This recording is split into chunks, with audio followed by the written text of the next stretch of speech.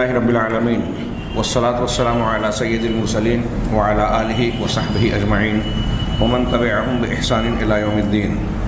اعوذ باللہ من الشیطان الرجیم، بسم اللہ الرحمن الرحیم۔ آمن الرسول بما انزل الیہ من ربہ والمؤمنون کل آمن باللہ وملائکتہ وکتبہ ورسلہ لا نفرق بین احد من رسلہ۔ وقال تعالی اقتربت الساعة وانشق القمر۔ حاضرین گرامی، گزشتہ درس میں ہماری بحث علامات قیامت سے متعلق جاری تھی، اور اس ضمن میں قدر تفصیل سے اسے صاحب کتاب نے بھی دوسری علامتوں کے مقابلے میں کچھ زیادہ تفصیل پیش کی ہے۔ وہ قیامت کی ان 10 بڑی نشانیوں سے متعلق جن کے فوری بعد وقوع قیامت ہوگی۔ ان میں سے پہلی نشانی جس پر گفتگو کی گئی وہ حضرت امام مہدی رحمہ اللہ یا علیہ السلام کے متعلق گفتگو ہوئی کہ ان کا ظہور ہوگا قرب قیامت میں۔ اس کے بعد انہی کے زمانے کی ایک دوسری نشانی ہوگی جس کا تذکرہ انہوں نے کیا نمبر 2 میں، خروج الدجال، دجال کا نکلنا، نمودار ہونا، خروج کرنا۔ دجال دجل سے بنا ہے، اس کا معنی ہوتا ہے فریب، دھوکہ۔ جو بہت زیادہ فریب دے، بہت زیادہ دھوکہ دے، اسے دجال، یہ مبالغے کا صیغہ ہے عربی زبان کے اعتبار سے۔ ہم جیسے علامہ بولتے ہیں، العلام، بہت علم رکھنے والا، تو ایسے ہی فعال کے وزن پر دجال ہے، بہت زیادہ دھوکہ اور فریب دینے والا۔ چونکہ اس کی شخصیت میں کچھ اللہ تبارک و تعالیٰ ایسی صلاحیت دے رکھے گا مومنوں کی اور لوگوں کی آزمائش کے لیے، امتحان کے لیے، جسے دیکھ کر عقلیں حیران ہو جائے گی۔ عقلمند آدمی اس کے عقلمند سے عقلمند آدمی بھی اس کے جھانسے میں آ جائے گا اور اس کے فریب کا شکار ہو جائے گا۔ تو لوگ اس کے دجل و فریب کا بہت زیادہ شکار ہوں گے، اس لیے اسے دجال کہا گیا۔ آپ نے وہ حدیثیں بھی سنی ہیں جس میں اللہ کے نبی صلی اللہ علیہ وسلم نے ارشاد فرمایا کہ میری امت میں 30 دجالون کذابون، عنقریب جو ہے 30 بہت دجل و فریب دینے والے اور بڑے جھوٹے پیدا ہوں گے۔ ہر ایک یہ گمان کرے گا یا دعویٰ کرے گا کہ میں نبی ہوں، اور اللہ کے رسول نے فرمایا صلی اللہ علیہ وسلم کہ میرے بعد کوئی نبی نہیں ہوگا۔ تو جو دجالون کذابون کہا، اس کی بنیاد پر اہل علم نے یہ تشریح کی۔ اب بعض لوگوں نے اللہ کے نبی صلی اللہ علیہ وسلم کے دور سے لے کر آج تک نبوت کا جھوٹا دعویٰ کرنے والوں کی فہرست اکٹھا کی تو وہ 30 سے زیادہ ہو جاتے ہیں۔ مرزا غلام احمد قادیانی کے ماننے والے بھی یہ کہتے ہیں کہ اللہ کے رسول نے جھوٹے نبیوں کی جو پیشین گوئی کی تھی، ان کی تعداد 30 بتائی تھی، وہ 30 ہو چکے، اب یہ 30 کے بعد ہیں، وہ جھوٹے نہیں ہیں، نعوذ باللہ۔ تو اہل علم نے اس کا جواب دیا کہ جو 30 کی تعداد آپ نے ذکر کی ہے وہ دجالون کذابون مبالغے کے ساتھ، کہ جن کا دجل و فریب بہت زیادہ ہوگا، جو بہت جھوٹ بولیں گے، جن کی حرکتوں سے، دعووں سے بہت سارے لوگ دھوکہ کھائیں گے اور ان پر ایمان لے آئیں گے۔ ایسے لوگ 30 نہیں ہوئے، یعنی جو بڑے بڑے نبوت کا دعویٰ کسی نے کیا اور اس کو کسی نے مانا نہیں، وہ ختم ہو گیا۔ جیسے ابھی حیدرآباد میں ایک شخص پیدا ہوا، ایک پاکستان کا ہے جو ابھی جرمنی میں ہے، اس نے دعویٰ کیا، تو ان کی بات کو کوئی سنجیدگی سے قبول نہیں کر رہا ہے یا اس کو زیادہ لوگ قبول نہیں کر رہے ہیں، تو ہم ان کو دجال کذاب نہیں کہیں گے۔ جن سے زیادہ لوگ دھوکہ کہتے ہیں وہ دجال ہیں۔ اب یہیں تھوڑا سا میں اشارہ کروں کہ دجال اپنے لغوی اور لفظی اعتبار سے بہت زیادہ دھوکہ دینے والے کے معنی میں آتا ہے، اور اس بنیاد پر بعض لوگ یہ جس دجال کی بحث قرب قیامت کی ایک بڑی نشانی کے طور پر ہم کر رہے ہیں، جس کا حدیثوں میں بڑی تفصیل سے ذکر ہے، اس کے تعلق سے کچھ نئے نئے فلسفے اور نئی نئی باتیں اپنی عقلی بنیاد پر، سائنٹیفک بنیاد پر بیان کرنے کی کوشش کرتے ہیں۔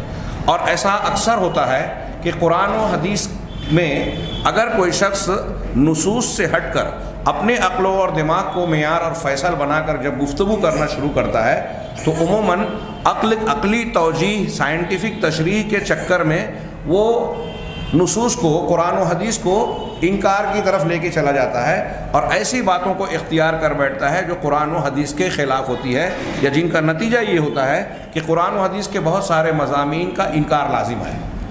چنانچہ آج ہم دیکھتے ہیں کہ اس دجال سے متعلق جس کی ہم گفتگو کرنے جا رہے ہیں، ہمارے درمیان کچھ الگ الگ لوگوں کے الگ الگ فلسفے یا تشریحات موجود ہیں، موٹی موٹی کتابیں لکھی دجال۔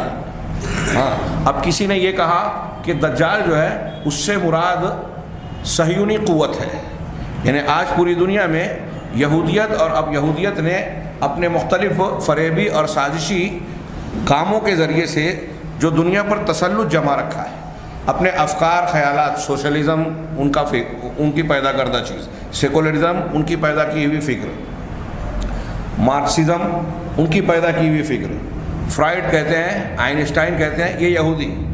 ہاں، اگر دیکھا جائے تو دنیا میں جو مختلف علاقوں میں حکومت کے طریقے ہیں، فلسفے ہیں، بعض نئے مذاہب ہیں، سب یہودیوں کی ذہنوں کی اپج اور پیداوار ہے۔ ابھی ہمارے یہاں، جیسا کہ اس سے پہلے میں نے بعض مرتبہ ہلکا سا ذکر کیا، یہ بیان کیا جاتا ہے کہ عالم اسلام میں نوجوانوں کی ایک بڑی تعداد ایلومیناتی دجال نامی تنظیم سے متاثر ہے۔ ہمارے یہاں فلمی دنیا کے کچھ لوگ اتنے متاثر ہیں کہ وہ اپنی کمپنی کا نام اس پر رکھتے ہیں، اور جو شخص اس سے وابستہ ہوتا ہے وہ کچھ ہی دنوں میں جھوپڑے سے بلڈنگ میں آ جاتا ہے۔ یہ وجہ ہے کہ اس کی طرف لوگوں کی بڑی کشش ہے، اور بڑے شہروں میں ہمارے بعض مسلم نوجوان اس فکر سے، اس تنظیم سے بہت جلدی متاثر ہوتے ہیں، اور ان کے تاثر کے اندر کہیں نہ کہیں یہ دخل بھی ہوتا ہے کہ قرآن و حدیث کے تناظر میں ہم جب دجال کا تذکرہ کرتے ہیں یا وہ سنتے ہیں تو اس کی بنیاد پر ایک فکر ان کے یہاں پہلے سے موجود ہوتی ہے۔ اب اسی کو گھما پھرا کر کچھ الٹی سیدھی تشریح کر کے بعض معاملات میں قرآن و حدیث میں اختلاف بتا کے دیکھو یہاں اس حدیث میں یہ کہا گیا ہے کہ دجال پستہ قد ہوگا، اس حدیث میں یہ کہا گیا ہے کہ دجال دراز قد ہوگا، اس حدیث میں یہ کہا گیا کہ دجال کا خروج جو ہے خراسان سے ہوگا، ایک حدیث میں اصفہان سے ہوگا، ایک حدیث میں ہے کہ شام اور عراق کے درمیانی راستے ریگستانی علاقے سے ہوگا۔ یہ تو اختلافات پائے جاتے ہیں۔ ہاں، کہیں یہ ہے کہ اس کی داہنی آنکھ جو ہے وہ کانی ہوگی، خراب ہوگی، اور کسی میں ہے کہ بائیں آنکھ جو ہے وہ کانی ہوگی۔ تو اس اختلاف سے پتہ چلتا ہے کہ یہ روایتیں قابل قبول نہیں ہیں، اس کو ضعیف قرار دے دیتے ہیں۔ یا پھر اس طرح کے اور بھی کچھ استحالات۔ ہمارے ہاں ایک صاحب نے کہا کہ دجال کے بارے میں جو حدیثوں میں آیا ہے کہ وہ اس کے ساتھ جنت اور جہنم ہوگی، اللہ کے نبی صلی اللہ علیہ وسلم نے فرمایا کہ جو اس کی جنت ہوگی حقیقت میں وہ آگ ہوگی، جہنم ہوگی، اور جو اس کی جنت دکھائی دینے میں جنت دکھ رہی ہوگی نعمتوں سے بھرپور، اگر کوئی اس میں جائے گا تو حقیقت میں وہ آگ میں جائے گا، تو اس کی جنت آگ ہوگی اور اس کی جہنم جنت ہوگی۔ اس کی کئی تشریح کی ہے کہ مطلب اگر کوئی اس کی جہنم میں جائے گا تو وہ حقیقت میں اللہ کی جنت کا مستحق ہو جائے گا، اور ایسے اس کے الٹ۔ تو اب کچھ لوگوں نے کہا کہ جیسے آج 3G 4G والا فون چل رہا ہے اور ایک طریقہ استعمال کرتے ہیں کہ فون کے ذریعے سے کسی چیز کی تصویر پیش کرتے ہیں، تو یہاں ایک چیز موجود نہیں ہے لیکن اس کی تصویر آ جاتی ہے، اور اگر وہ بٹن بند کر دی جائے، روشنی ہٹا دی جائے تو وہ تصویر غائب ہو جائے گی۔ تو کہا ایسے دجال کے پاس کوئی جدید سے جدید ٹیکنالوجی 7G 8G 9G شاید یہ ترقی کا وہ مرحلہ ہوگا اس کے پاس، جس کی وجہ سے وہ لوگوں کو دھوکہ دے گا، حقیقت میں وہ کوئی چیز نہیں ہوگی۔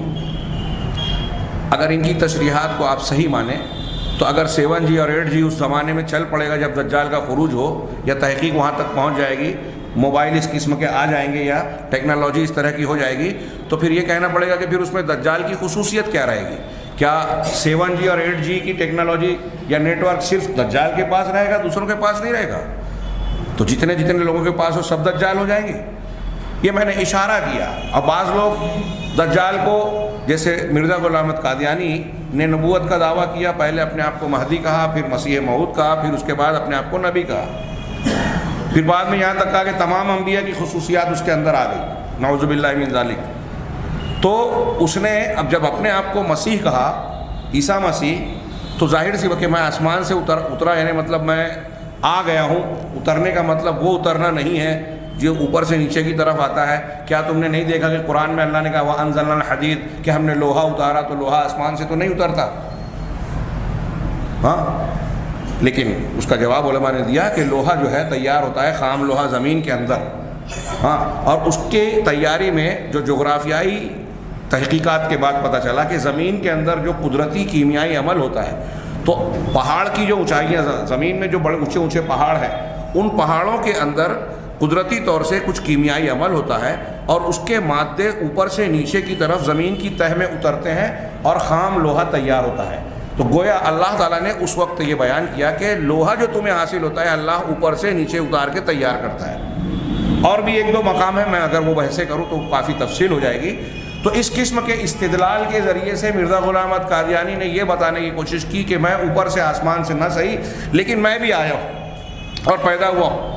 اور اب مسیح دجال کا کیا مطلب، میں نے گزشتہ درس میں ہلکا سا اشارہ کیا تھا، وہ کہتا ہے کہ دجال سے مراد عیسائی لوگ ہیں، نصارہ ہیں۔ دلیل کیا دی؟ ڈھونڈ کے کوڑی لائی کہ صحیح مسلم کی وہ جو حدیث ہے جس میں یہ ہے کہ جو شخص سورہ کہف کی ابتدائی 10 آیتیں پڑھے گا، یاد کر لے گا، بعض روایتوں میں ہے حفظ کر لے، مسلم شریف کی حدیث ہے، حفظ کر لے، اور اس لیے کہ یاد کرے، اور جب دجال کا سامنا ہو تو اسے پڑھے، اگر قرآن ساتھ میں نہ ہو تو یاد رہے تو پڑھے گا۔ تو جو 10 آیتیں سورہ فاتحہ سورہ کہف کی ابتدائی 10 آیتیں پڑھے گا وہ فتنہ دجال سے محفوظ رہے گا، دجال اسے نقصان نہیں پہنچا پائے گا۔ تو قادیانی یہ کہتے ہیں کہ دیکھیے جو 10 آیتیں سورہ کہف کی آپ اس کو پڑھیے تو اس میں آپ کو نظر آئے گا کہ حضرت عیسیٰ علیہ السلام کے اللہ کا بیٹا ہونے کا تذکرہ کر کے اللہ نے اس کا رد کیا ہے، عیسائیوں کا رد کیا ہے۔ تو پتہ یہ چلا کہ دجال سے مراد عیسائی ہے۔ حالانکہ صحیح مسلم کی ایک حدیث میں ہے کہ سورہ کہف کی آیت عموم ہے، 10 آیتیں کوئی بھی یاد کرے۔ ایک حدیث ہے ابتدائی 10 آیتیں، ایک حدیث ہے آخری کی 10 آیتیں جو حفظ کرے گا۔ اہل علم نے تطبیق کی کہ جو عام ہے وہ تو سب کے لیے ہے، خاص کے ذریعے سے فیصلہ ہوتا ہے، اور جس میں خاص ہے کہ ابتدا کی 10 آیتیں یا آخر کی 10 آیتیں، تو دونوں میں سے کوئی بھی پڑھی جائے دجال کے فتنے سے محفوظ رہے گی۔ تو اب آخری میں تو عیسائیوں کا تذکرہ نہیں ہے۔ اور اگر قادیانی کے اس فکر کو جانے تو سمجھیں کہ مرزا غلام احمد قادیانی سے پہلے نبی کریم صلی اللہ علیہ وسلم، سارے صحابہ، مفسرین، محدثین، کسی نے یہ تشریح نہیں سمجھی کہ عیسائی لوگوں کا مجموعہ مراد ہے۔ یہ سارے خیالات آپ سامنے رکھیے، اور آج یہ دیکھیے کہ دجال کے نام پر ہمارے ہاں مختلف قسم کے گمراہ کن عقائد، فکر پائی جاتی ہیں۔ ان کا رد کرنے کے لیے ایک دم آسان سا طریقہ یہ ہے کہ آپ اللہ کے نبی صلی اللہ علیہ وسلم سے ثابت شدہ جو چیزیں ہیں، روایتیں ہیں، ان پر مجموعی طور سے نگاہ ڈالیں۔ آپ غور کرتے جائیں گے، ان میں سے ایک ایک فکر اور فلسفہ جو لوگوں نے اپنے ذہن سے کھینچ تان کے تیار کیا ہے، دور ازکار اور بعید قسم کی تعویلات کی ہیں، وہ خود بخود رد ہو جاتی ہیں، تارے عنکبوت کی طرح، مکڑی کے جالے کی طرح کمزور اور بکھری ہوئی ثابت ہوتی ہیں۔ مثال کے طور پہ جیسے انہوں نے کہا، یہ جو کہہ رہے ہیں، ایک مفکر صاحب کہتے ہیں جن کو کچھ لوگ بولتے ہیں کہ آج کے زمانے کے بہت جانکار آدمی، کہ دجال سے مراد صہیونی قوت ہے۔ آپ حدیث میں پائیں گے کہ دجال کے تعلق سے اللہ کے نبی صلی اللہ علیہ وسلم نے ایک نہیں متعدد حدیثوں میں صاف صاف بیان کیا ہے کہ وہ ایک آدمی ہے، وہ ایک آدمی ہے، ایک آدمی۔ ہاں، اس کی کچھ کیفیات اور صفات کو اللہ تبارک و تعالیٰ نے دوسروں کے مقابلے میں زیادہ مضبوط اور قوی رکھا ہے۔ وہ ابھی کہیں کسی جزیرے پر ایک جگہ پر بندھا ہوا ہے، ابھی آگے اس کا تذکرہ ہم لوگ کر رہے ہیں۔ تو وہ ایک آدمی ہے، اور یہاں کی تشریح یا مفکر صاحب کہہ رہے ہیں کہ وہ ایک پوری قوم ہے، یا اس کی سازش ہے، اس کا جال ہے۔ اللہ کے نبی صلی اللہ علیہ وسلم نے حدیثوں میں بتایا کہ وہ جب خروج کرے گا تو اس کے ساتھ یہودیوں کی ایک جماعت ہوگی۔ آپ نصارہ کہہ رہے ہیں، اور خود اس کو وہ خود یہودی الاصل ہوگا، اور یہودیوں کی جماعت اس کے ساتھ ہوگی، 70,000 یہودی جب نکلیں گے تو وہ سبز رنگ کا، ہرے رنگ کا، حدیث میں جو لفظ ہے اس کا معنی سیاہ بھی ہوتا ہے، سبز بھی ہوتا ہے، شغا یا کپڑا پہنے ہوں گے، یہ ان کا کوئی لباس ہوگا۔ ہمارے یہاں جو پیر اور خانقاہوں والے اور قبروں والے جو مشائخ ہیں، وہی ہرے رنگ کا چوگا پہنتے ہیں۔ اسی رنگ کا چوگا پہن کے دجال کا ساتھ دینے والے یہودی اس کے ساتھ ہوں گے، اس کا لشکر ہوگا۔ تو آپ اس طرح سے اگر حدیث کی جزیات پر غور کریں گے تو یہ الٹی سیدھی توجیحات، دور ازکار تعویلات، ایسی باتیں جو آدمی عقلیت پسندی کی بنیاد پر کرتا ہے وہ رد ہو جاتی ہیں، اور آدمی گمراہی سے محفوظ رہتا ہے۔ ہمارا یہ عقیدہ اور اصول ہمیشہ دماغ میں رکھنا چاہیے۔ اہل سنت والجماعت کا عقائد کے بارے میں، غیبیات کے بارے میں ایک مسلمہ اصول ہے جو قرآن و حدیث کی دلیلوں کی بنیاد پر بالکل صاف ستھرا ہے کہ جن چیزوں کا تعلق غیب سے ہے اس سلسلے میں ہم اپنی عقل سے کوئی بات نہیں کہیں گے۔ قرآن اور حدیث صلی اللہ علیہ وسلم. صحیح احادیث سے جتنا ثابت ہے اتنا ماننا ضروری ہے، نہ اس سے کم نہ اس سے زیادہ. زیادہ بھی ماننے جائیں گے تو آپ ذہن و دماغ سے جو تشریحات کرنے جائیں گے اس کی وجہ سے ٹھوکر کھانا لازمی ہے، گمراہی میں پڑنا یقینی ہے. اور اس سے کم کا مطلب یہ کہ آپ قرآن حدیث کی کچھ باتوں کو نہیں مان رہے ہیں، رد کر رہے ہیں. اور جب اللہ اور رسول کو آپ نے سچا مانا ہے اور ان کی کسی بات کا انکار کر رہا ہے تو آپ کے ایمان میں کمی ہے، آپ اللہ اور رسول کو سچا نہیں مان رہے ہیں. دونوں حالتوں میں کفر کا اندیشہ ہے. لہٰذا غیب کی باتیں، عقیدے کے بارے میں ہمیشہ یہ دماغ میں رکھنا چاہیے کہ جن چیزوں کے متعلق وہ ماضی کی ہوں، مستقبل کی ہوں، مرنے کے بعد کی چیزیں ہوں، اللہ تعالیٰ کی ذات و صفات سے متعلق باتیں ہوں، یہ سب ہمارے لیے غیب ہے. اس غیب کے جاننے کا ذریعہ ہمارے پاس کیا ہے؟ کوئی تجربہ، کوئی مشاہدہ، کوئی نیٹ ورک، کوئی موبائل کا کنیکشن ہمارے پاس نہیں ہے اس غیب کے بارے میں. اس غیب کے جاننے کا واحد ذریعہ ہے نبی. نبی کا مطلب ہوتا ہے لغت میں، ڈکشنری میں نبا سے نبی بنا ہے خبر دینے والا. کس چیز کی خبر دیتا ہے نبی؟ جاپان، لنڈن یا کسی دنیا کے کسی فلسفے کی یہ خبریں، اخبارات، ٹی وی چینل جو دیتے ہیں وہ نہیں، یہ غیب کی خبریں دیتے ہیں. اور کہاں سے دیتے ہیں؟ اللہ کی طرف سے دیتے ہیں. تو نبی کے ذریعے سے جو غیب کی بات ہمیں معلوم ہو رہی ہے اس کو ماننا. جب ہم نے نبی کو سچا مان لیا تب اس پر سر جھکا دیں اور جتنا بتایا ہے اتنا مان لیں. دجال کے سلسلے میں بھی یہ بات ذہن نشین رکھنی چاہیے کہ اگر خروج نہیں ہوا، جب خروج ہوگا تو ہوگا، لوگ دیکھیں گے ہی. ہم اس پر ایمان لاتے ہیں. کچھ لوگوں نے اصولی بحث کرنے کی کوشش کی، یہ کہا کہ دجال سے متعلق جو حدیثیں ہیں یہ ہمارے بیچ میں پائے جاتے ہیں منکرین حدیث، وہ خبر واحد ہے، اخبار احاد ہے. اخبار احاد کس کو کہتے ہیں؟ وہ حدیثیں جو احادیث متواترہ نہیں ہیں. اب حدیث متواتر کسے کہتے ہیں؟ حدیث متواتر جیسے ہم کہتے ہیں کہ قرآن جو ہم تک پہنچا ہے نبی کریم صلی اللہ علیہ وسلم کے زمانے سے لے کے اب تک، یہ تواتر کے ساتھ پہنچا ہے. تو کیا مطلب ہوتا ہے اس کا؟ اللہ کے نبی صلی اللہ علیہ وسلم سے کہ شاگرد، پھر ان کے شاگرد، پھر ان کے شاگرد، یہ ایک شاگرد کا ایک دور، شاگردوں کا، محدثین کا، راویوں کا ایک طبقہ کہلاتا ہے. ایک زمانے کے راویان جو ہیں وہ ایک طبقہ کہلاتا ہے. تو قرآن کے نازل ہونے کے زمانے سے لے کے آج تک ہر زمانے میں قرآن کی ایک ایک آیت اور ایک ایک لفظ کو اعراب اور حرکات کے ساتھ میں اتنی بڑی تعداد میں راویوں کی، سچے راویوں کی اتنی بڑی تعداد نے اس کو نقل کیا ہے کہ ان سے عام طور سے بھی غلطی کا ہونا ناممکن ہے.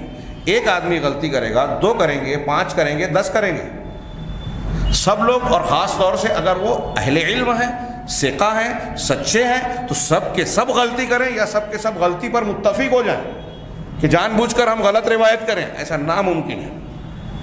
تو متواتر اس حدیث یا اس روایت کو کہتے ہیں جسے نقل یا روایت کرنے والے ہر طبقے میں اتنی بڑی تعداد میں روات ہوں کہ سب کا جھوٹ پر متفق ہونا یا سب کا غلطی کرنا ناممکن ہو، اسے روایت متواتر کہتے ہیں. اور جو روایت اس درجے کو نہ پہنچے، سب طبقوں میں کتنے بھی ہوں، کسی ایک طبقے میں اگر کم 5-7 لوگ ہو جائیں، 3 ہو جائیں، 2 ہو جائیں، تو 2 سے زیادہ ہوں گے تو اس کو مشہور کہیں گے روایت حدیث کی اصطلاح میں. اگر کسی ایک طبقے میں روایت کرنے والے رجال اسناد کے کسی ایک طبقے میں اگر 2 آدمی رہ گئے، باقی آگے کتنے بھی ہوں کم زیادہ اس سے زیادہ، لیکن ایک طبقے میں 2 ہو گئے تو اس روایت کو عزیز کہتے ہیں اصطلاحاً. اور کہیں اگر ایک اکیلا آدمی پڑ گیا کسی طبقے میں، صحابی یا صحابی کا شاگرد ہے، تو اس روایت کو غریب کہتے ہیں. اب یہ حدیث کی اصطلاحات ہیں اور اس میں بھی اور قسمیں ہیں، لیکن غریب ہو یا عزیز ہو یا مشہور روایت ہو، تواتر سے کے درجے سے جو کم ہو اس کو خبر واحد یا ان حدیثوں کو اخبار احاد کہتے ہیں. معتزلہ جو عقل کی بنیاد پر دین کو ماننے کا اصول بنا کر رکھتے تھے، آج وہ نام سے موجود نہیں ہے لیکن ان کا اصول بہت سے لوگ مانتے ہیں. تو ان کے یہاں عقلیت کی بنیاد پر قرآن و حدیث کو ماننے کا ایک ضابطہ ہے اور عقل کو نقل پر مقدم کرتے ہیں. یعنی اگر عقل ایک بات کہتی ہے، قرآن حدیث اس کے خلاف کہتی ہے، تو عقل کی بات مانیں گے، قرآن حدیث کی نہیں. یہ ان کا اصول تھا. اور آج بھی ایسے لوگ ہیں، وہ زبان سے چاہے کھل کے نہ کہیں لیکن ہر وہ بات جو قرآن و حدیث میں آتی ہے اس کو عقل کے معیار پر پرکھنے اور پھر اسی بنیاد پر اسے قبول کرنے یا رد کرنے کا طریقہ اختیار کرتے ہیں. تو اس باب میں بھی ہمارے یہاں کچھ ایسے لوگ پیدا ہوئے اور انہوں نے یہ کہا کہ جو حدیثیں اخبار احاد ہیں ان کو عقیدے میں دلیل نہیں بنایا جائے گا۔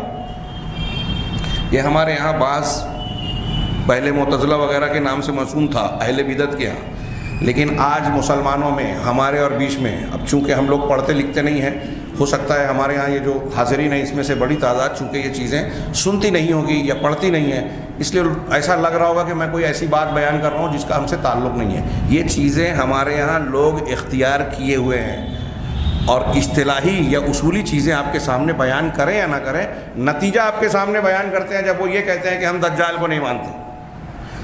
جو یہ بولتا ہے وہ دراصل اس کے پیچھے یہی سب اصول و ضوابط غلط قسم کے اصول کام کرتے ہیں۔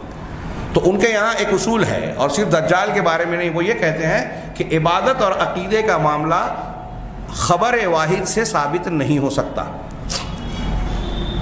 اب وہ کہتے ہیں کہ دجال کا معاملہ بھی خبر واحد سے ہے، حالانکہ یہ محل نظر ہے، کیونکہ یہ جو کتاب ہمارے ہاتھ میں ہے، صاحب کتاب نے بیان کیا کہ دجال سے متعلق آنے والی احادیث بھی تواتر کے درجے کو پہنچتی ہیں۔ بخاری مسلم میں ایک دو نہیں، دسیوں بیسیوں بلکہ اس سے زیادہ روایتیں، اور پھر دوسری حدیث کی ساری، کوئی حدیث کی کتاب شاید جوامع ایسی نہیں ملے گی جس میں دجال کا تذکرہ نہ ہو، روایتیں نہ ہوں۔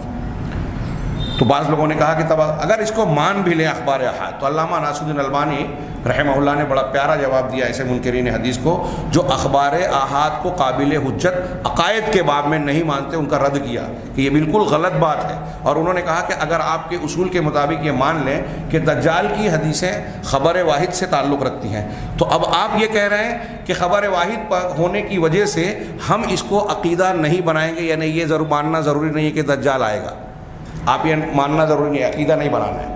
اس حدیث کی حیثیت چونکہ خبر واحد کی ہے اس لیے یہ عقیدہ نہیں بنے گا آپ کے اصول کے مطابق، لیکن آپ کے اصول کے مطابق خبر واحد کے ذریعے سے عمل کیا جا سکتا ہے، دعا کی جا سکتی ہے۔ چنانچہ اللہ کے رسول صلی اللہ علیہ وسلم کی دعاؤں میں، ایک نہیں کئی دعاؤں میں، مسیح دجال کے شر سے، اس کے فتنے سے پناہ مانگنے کی تعلیم دی گئی ہے کہ نماز کے آخر میں اللہ کے رسول اپنے دعائیں کرتے تھے، اس میں بھی ہے، اس کے علاوہ بھی اللہم انی اعوذ بک من عذاب القبر ومن عذاب جہنم ومن فتنة المسیح الدجال ومن فتنة المحیا والممات ومن المأثم والمغرم واعوذ بک من فتنة المأثم والمغرم۔ تو اس میں فتنہ دجال سے پناہ مانگنے کی تعلیم دی۔ اب آپ اور ہم اگر یہ دعا مانگتے ہیں، یہ علامہ البانی نے کہا، ان کی بات نقل کر رہا ہوں اپنے الفاظ میں، انہوں نے کہا کہ اگر آپ اس حدیث کی بنیاد پر دعا کر رہے ہیں کہ اے اللہ مجھ کو مسیح دجال کے فتنے سے بچا، اور آپ یہ کہتے ہیں کہ میرا عقیدہ نہیں ہے کہ مسیح دجال آئے گا کیونکہ وہ خبر واحد ہے، تو یہ ہنسی اور مذاق کی بات نہیں ہے کہ ایک چیز کو آپ یہ کہہ رہے ہیں کہ وہ ہونے والی نہیں ہے، اور پھر اللہ سے یہ دعا مانگ رہے ہیں کہ اللہ اس سے بچا دے۔ تو یہ بے وقوفی کا استدلال ہے، یا آپ کے یہاں اصولوں کا تضاد ہے، نتائج کا تضاد ہے۔ تو یہ خیر اصولی بات میں یہ عرض کرنا چاہتا ہوں کہ دجال سے متعلق ہمارے یہاں کچھ کئی افکار پائے جاتے ہیں، لہذا ہمیں چاہیے کہ اس سلسلے میں اگر ہم گفتگو کریں یا اپنے ذہن و دماغ میں عقیدے کی حیثیت سے جس بات کو جگہ دیں تو وہی بات جتنی قرآن و حدیث سے ثابت ہے۔ اللہ کے نبی صلی اللہ علیہ وسلم سے اس سلسلے میں تواتر کے درجے کا، جیسے کہ صاحب کتاب کہتے ہیں، حدیثیں ثابت ہے، اس کے خروج کے بارے میں، اس کے فتنے کے بارے میں، اس کی بعض صفات اور خصوصیات کو بیان کیا اللہ کے نبی صلی اللہ علیہ وسلم نے، یہ بھی بتایا کہ اس کے شر سے آپ اللہ تعالیٰ سے پناہ طلب کرتے رہیں۔ اہل سنت والجماعت نے اس بات پر اتفاق کیا ہے، تمام مسلمان صحابہ سے لے کر آج تک جو اہل سنت اور اہل حق کہلاتے ہیں، قرآن و حدیث کو ماننے والے تمام مسلمان علماء جو معتبر ہیں، وہ اس بات پر متفق ہیں کہ آخری زمانے میں قیامت سے پہلے دجال کا خروج ہوگا، اور یہ بھی مانتے ہیں جیسا کہ حدیثوں سے ثابت ہے کہ جب سے آدم علیہ السلام کی ولادت ہوئی اس وقت سے لے کر قیامت تک جتنے بھی فتنے پیدا ہوئے اور ہوں گے، ان سارے فتنوں میں سب سے بڑا فتنہ دجال کا فتنہ ہوگا۔ اور کیوں ہوگا؟ اس لیے کہ اس کے فریب کی وجہ سے بہت سارے لوگ دھوکہ کھائیں گے، اور اللہ تبارک و تعالیٰ اس کو کچھ ایسی خصوصیات اور خوبیاں، ایسی صفات عطا کرے گا جس کی وجہ سے اچھے گمراہی کا شکار ہو جائیں گے۔ بعض تو ایسے کہیں گے کہ ہمارے اپنے ایمان پر مجھے بھروسہ ہے، میں دجال کے سامنے جاؤں گا بھی اور اس کے فتنے سے، یہ حدیثوں میں ہے، اپنے آپ کو بچا بھی لوں گا، لیکن اس کی کچھ چیزوں کو دیکھتے دیکھتے بالآخر متاثر ہو جائیں گے اور اس پر ایمان لے آئیں گے، اس کو خدا مان لیں گے۔ ہاں، اور گمراہی کا اور کفر کا شکار ہو جائیں گے۔ تو بہرحال یہ سب سے بڑا فتنہ ہوگا۔ اسی وجہ سے چونکہ یہ سب سے بڑا فتنہ ہے، اللہ کے نبی صلی اللہ علیہ وسلم کی مختلف حدیثوں میں تذکرہ ہے کہ کوئی بھی نبی آیا تو اپنی امت کو، اپنی قوم کو اس نے دجال کے فتنے سے ڈرایا۔ یہاں اس حدیث سے کوئی یہ سوال اٹھا سکتا ہے کہ جب یہ بات تھی کہ قیامت کے قریب آنے والا ہے تو ہر نبی نے کیوں ڈرایا؟ کیونکہ پتہ ہے کہ ابھی تو بہت سے نبی آنے باقی ہیں، پھر اس کے بعد دجال آئے گا۔ تو ممکن ہے کہ پچھلے انبیاء کو اس بارے میں تفصیل کا علم نہ رہا ہو، لیکن دجال کے فتنے اور دجال کی خصوصیات سے اللہ تعالیٰ نے کسی حد تک آگاہ کیا ہو، اور یہ بتانے کے لیے بھی گویا ہر نبی کی زبان سے اس لیے اس کا تذکرہ کرایا گیا تاکہ لوگوں کے علم میں یہ بات آ جائے کہ یہ فتنہ بہت بڑا فتنہ ہوگا، تمام فتنوں میں بڑا ہوگا۔ اور اسی لیے بعض علماء نے کہا، جیسے ایک سوال اٹھتا ہے کبھی کبھی جو اس کے بعد کی علامت ہوگی حضرت عیسیٰ علیہ السلام کا نازل ہونا۔ کچھ لوگ اس پر بھی سوال اٹھاتے ہیں کہ حضرت عیسیٰ کو کیوں اٹھا لیا گیا؟ ان کی عمر کا کچھ حصہ باقی تھا تو پھر کیوں اٹھا لیا گیا، اور پھر قیامت سے قریب ان کو پھر سے اتارا جائے گا؟ تو اس پر بھی کچھ لوگوں نے حکمتوں پر ہم آگے اس پر گفتگو کریں گے۔ یہاں دجال سے متعلق بات کو میں تذکرہ کر دوں کہ کچھ لوگوں نے یہ بیان کیا، اور بات ذرا دل کو لگتی ہے، کہ دجال کا فتنہ اتنا بڑا فتنہ ہوگا، وہ اتنا بڑا سرکش اور اللہ تعالیٰ کی جانب سے اتنا بڑے پیمانے کا طاقتور آدمی ہوگا فتنے کے اعتبار سے، کہ اس کا مقابلہ کرنے کے لیے نبوت سے کم درجے کا کوئی آدمی کافی نہیں ہوگا۔ اس کو رد کرنے کے لیے، اس کو مارنے کے لیے، اس کا مقابلہ کرنے کے لیے وہی آدمی لائق تھا جس کا درجہ نبوت کے درجے کے برابر ہو، جو نبوت کے مقام پر فائز ہو۔ نبوت سے کم درجے کا آدمی دجال کے مقابلے کے لائق نہیں تھا، کچھ علماء نے کہا۔ اسی لیے اللہ تعالیٰ، چونکہ جناب محمد رسول اللہ صلی اللہ علیہ وسلم کی حیات طیبہ کے بعد کوئی نبی آنے والا نہیں، اللہ کا طے شدہ فیصلہ تھا، آپ خاتم النبیین ہیں، لہذا اللہ تبارک و تعالیٰ نے آپ سے پہلے کے ایک نبی کو گویا اس کی باقی عمر کا کچھ حصہ روک کر انہیں آسمان پر اٹھا لیا، حضرت عیسیٰ علیہ السلام کو، تاکہ وہ اس زمانے میں آئیں اور اپنی نبوت، ان کا مقام نبوت کا ہوگا۔ قادیانی یہ کہتے ہیں کہ اب جب آئیں گے حضرت عیسیٰ علیہ السلام تو وہ خود نبی ہیں، صاحب کتاب تھے، انجیل والے تھے، تو پھر وہ اپنی شریعت پر عمل کریں گے کیا؟ اللہ تعالیٰ کسی کو نعمت دے کے نعمت کو چھینتا نہیں۔ یہ رد کرنے کے لیے کہ حضرت عیسیٰ وہ نہیں ہے جو تم سمجھتے ہو، حضرت عیسیٰ وہ تھے، مسیح وہ ہیں جو حضرت مرزا غلام احمد قادیانی کو اس کرسی پر بٹھانے کے لیے حضرت عیسیٰ کی موت ثابت کرتے ہیں۔ کسی قادیانی سے سابقہ اگر آپ کو پڑے گا تو وہ پہلی بحث یہی کرتے ہیں کہ حضرت عیسیٰ کی موت ہو چکی، پھر حضرت عیسیٰ کی وفات ہو چکی، تو اب جو آنے والے مسیح ہیں کون ہوں گے؟ وہ کرسی خالی کر کے اس کرسی پر مرزا کو بٹھانا چاہتے ہیں، لیکن بات بنتی نہیں ہے۔ تو بہرحال وہ جو یہ کہنا چاہتے ہیں کہ حضرت عیسیٰ پھر آئیں گے تو کیا اللہ نعمت چھین لے گا، تو اس کا جواب یہ ہے کہ ان کا مقام نبوت کے اعتبار سے اللہ تعالیٰ چھینے گا نہیں، ان کا درجہ وہی ہے اور رہے گا، قیامت میں بھی رہے گا، لیکن ان کی نبوت کا مقام جو تھا وہ اللہ کے نبی صلی اللہ علیہ وسلم سے پہلے ان کی شریعت جاری تھی، جو قرآن اور نبی کریم صلی اللہ علیہ وسلم کے آنے کے بعد منسوخ ہو گئی۔ اس کی تائید اللہ کے نبی کی اس مشہور حدیث سے بھی ہوتی ہے جس میں اللہ کے نبی صلی اللہ علیہ وسلم نے حضرت عمر سے کہا تھا کہ اگر موسیٰ پھر سے زندہ ہو جائیں، لو کان موسیٰ حیًّا، اگر موسیٰ زندہ ہوتے، ما وسعہ الا اتباعی، تو میری اتباع کے بغیر ان کو چارہ نہیں تھا۔ اگر آج موسیٰ آ جائیں تو چاہے وہ صاحب شریعت رسول ہیں، ان کے اوپر خود اللہ تعالیٰ نے کتاب نازل کی اور اتاری تھی، دی تھی، لیکن اس کے باوجود اس زمانے میں آئیں گے تو شریعت محمدی پر ان کو عمل کرنا پڑے گا۔ وہ اپنے دور کے نبی تھے اور نبوت کا درجہ ان کا برقرار رہے گا۔ ایک دوسری حدیث ہے طبرانی وغیرہ کی جس کو محدثین نے مقبول کہا ہے کہ اگر موسیٰ اور عیسیٰ زندہ ہو جائیں، موسیٰ اور عیسیٰ دونوں، اور تم مجھے چھوڑ کر ان کی اتباع کرنے لگو تو تم گمراہ ہو جاؤ گے۔ اس کا مطلب یہ کہ آج موسیٰ اور عیسیٰ علیہ السلام آ بھی جائیں تو شریعت کا جو دور ہے وہ شریعت محمدی کا اور قرآن کی شریعت کا دور ہے، کوئی دوسری شریعت نہیں۔ تو حضرت عیسیٰ علیہ السلام جب آئیں گے تو شریعت محمدی پر عمل کریں گے، اور میں اشارہ کر دوں، کوئی برا نہ مانے، کہ یہ کون سی شریعت ہوگی؟ جو اللہ نے خالص محمد رسول اللہ صلی اللہ علیہ وسلم پر نازل کی، قرآن کی شکل میں اور حدیث کی شکل میں۔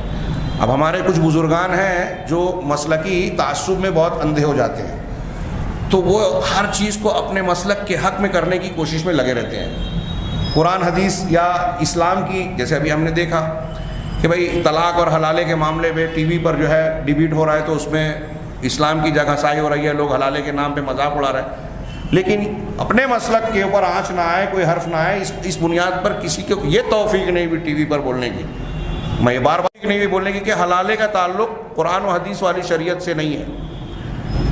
یہ لوگوں نے بعد میں اختیار کر لیا اور مسلک کے نام پہ اس کو مروج کر دیا. قرآن حدیث کی تعلیمات ایسے داغ دھبے سے صاف ہیں، وہاں اس طرح کی بے حیائی اور بے غیرتی کا کوئی حکم موجود نہیں ہے. لیکن اگر یہ بات کہتے تو مسلک پہ آنچ آتی. تو مسلک پر آنچ آنے نہیں دی، اسلام کو مذاق بننے دیا، مذاق بننے دیا. ایسے ہی یہاں آپ دیکھیں گے کہ بعض کتابوں میں، حنفی مسلک کی کتابوں میں، در مختار یا رد المختار میں حوالہ بھول رہا ہوں، غالباً رد المختار میں یہ ہے کہ حضرت عیسیٰ جب آئیں گے تو حنفی مسلک پر عمل کریں گے.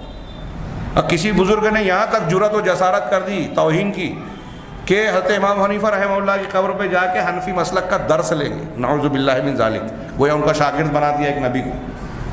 آپ کیا کر رہے ہیں؟ امام کی بزرگی بتانے کے لیے نبی کی توہین کر رہے ہیں. یہ کوئی عزت یا ایمان نہیں ہے. ہاں، اور میں جو کہہ رہا ہوں یہ کوئی کسی کی گستاخی نہیں ہے، یہ حق کا اظہار کر رہا ہوں اور اللہ کے اس گھر میں صحیح عقیدے کی بات. اور سیدھی سی بات ہے، میں نے اشارہ کیا تھا کہ فقہ کا ایک اصول ہے جو وہ بھی مانتے ہیں، حنفی شافعی مالکی حنبلی سب مانتے ہیں، کہ کوئی اگر مجتہد ہے یعنی قرآن و حدیث کو سمجھنے اور اس میں سے مسئلہ مستنبط کرنے کی طاقت اور صلاحیت رکھتا ہے، اگر کوئی ایسا بندہ ہے، عالم ہے، تو اس کے لیے تقلید کرنا جائز نہیں ہے. یہ وہ بھی کہتے ہیں جو تقلید کو ضروری کہتے ہیں کہ مجتہد کے لیے تقلید جائز نہیں ہے، مجتہد مطلق تقلید نہیں کرے گا، قرآن حدیث پہ عمل کرے گا. اب آپ کہہ رہے ہیں کہ ایک طرف کے مجتہد تقلید نہیں کر سکتا اور دوسری طرف آپ یہ کہہ رہے ہیں کہ حضرت عیسیٰ علیہ السلام حنفی مسلک پہ چلیں گے، اس کا مطلب تقلید کریں گے. تو ایک عام مجتہد سے بھی ان کا درجہ کم ہو جائے گا. کیا کہہ رہے ہیں آپ؟ خیر، عیسیٰ علیہ السلام کے نزول پر ہم گفتگو کریں گے تو وہاں تھوڑی سی گفتگو یہاں اس بارے میں آئے گی. میں یہ عرض کر رہا تھا کہ حضرت عیسیٰ علیہ السلام کو جو اللہ تعالیٰ نے اٹھا لیا گویا اسی لیے کہ دجال اتنا بڑا فتنہ ہوگا کہ اس کا قلع کما کرنے کے لیے، اس کو مارنے کے لیے نبوت کے درجے کا آدمی ہی ہو سکتا تھا اور ممکن تھا. ہاں، تو یہ آگے بات آئے گی. اللہ تبارک و تعالیٰ اس کو ایسی صلاحیت اور قوت دے رکھے گا کہ اس کا فتنہ پوری انسانی تاریخ کا سب سے بڑا فتنہ ثابت ہوگا. بہت سے لوگ دھوکہ کھائیں گے. احادیث میں اس کے متعلق جو باتیں آئی ہیں بہت ساری آئی ہیں. یہاں انہوں نے چند باتوں کا تذکرہ کیا. اس کے بارے میں کہا کہ اسے آخر زمان میں خروج کرنے کی اجازت دی جائے گی.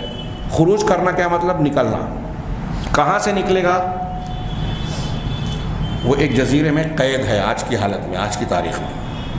آگے حضرت نواس بن سمعان کی روایت آ رہی ہے اور ایک لمبی حدیث صحیح مسلم میں، مسند احمد میں، نسائی میں، ہاں، اور سنن ابن ماجہ میں، ابو داؤد میں ایک لمبی حدیث ہے حضرت تمیم داری.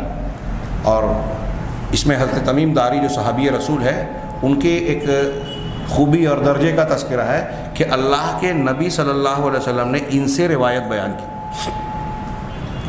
ہم ساری حدیثیں اللہ کے رسول صلی اللہ علیہ وسلم کی صحابہ سے سنتے ہیں. نبی کریم صلی اللہ علیہ وسلم نے یہ حدیث، دجال والی حدیث، آپ نے خود بھی بہت ساری باتیں بیان کی دجال کی.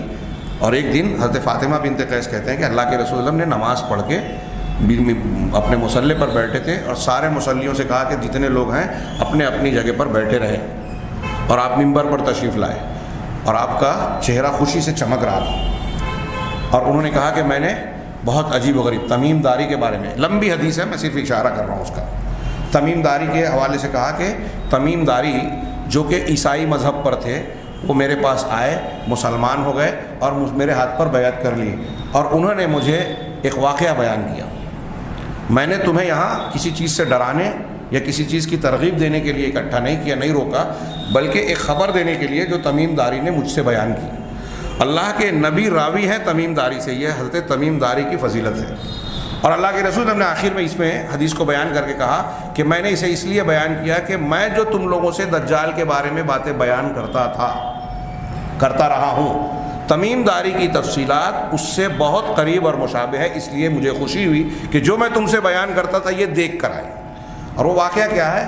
بہت ہی اختصار کے ساتھ کہ تمیم داری کہتے ہیں کہ ہم لوگ 30 ساتھی تھے، سمندری سفر پر نکلے اور ہماری کشتی ہواؤں کے تھپیڑوں میں 1 مہینے تک بھٹکتی رہی. ہوا پرانے زمانے میں ہواؤں کے رخ پر منحصر ہوتا تھا سمندری سفر. 1 مہینے تک ہوائیں ہمیں ادھر ادھر گھماتی رہی.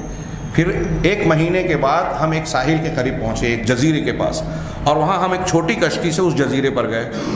کشتی تھوڑی دور تھی, چھوٹی کشتی سے جزیرے پہ گئے. جب ہم جزیرے پہ پہنچے تو ہمیں ایک عجیب و غریب جانور نظر آیا جس کے اتنے بال تھے کہ اس کا منہ اور اس کا وہ سرین یا پچھواڑا جو ہے وہ دونوں میں فرق کرنا مشکل تھا بال کی کثرت کی وجہ سے. ہم نے پوچھا کمبخت تو کون ہے؟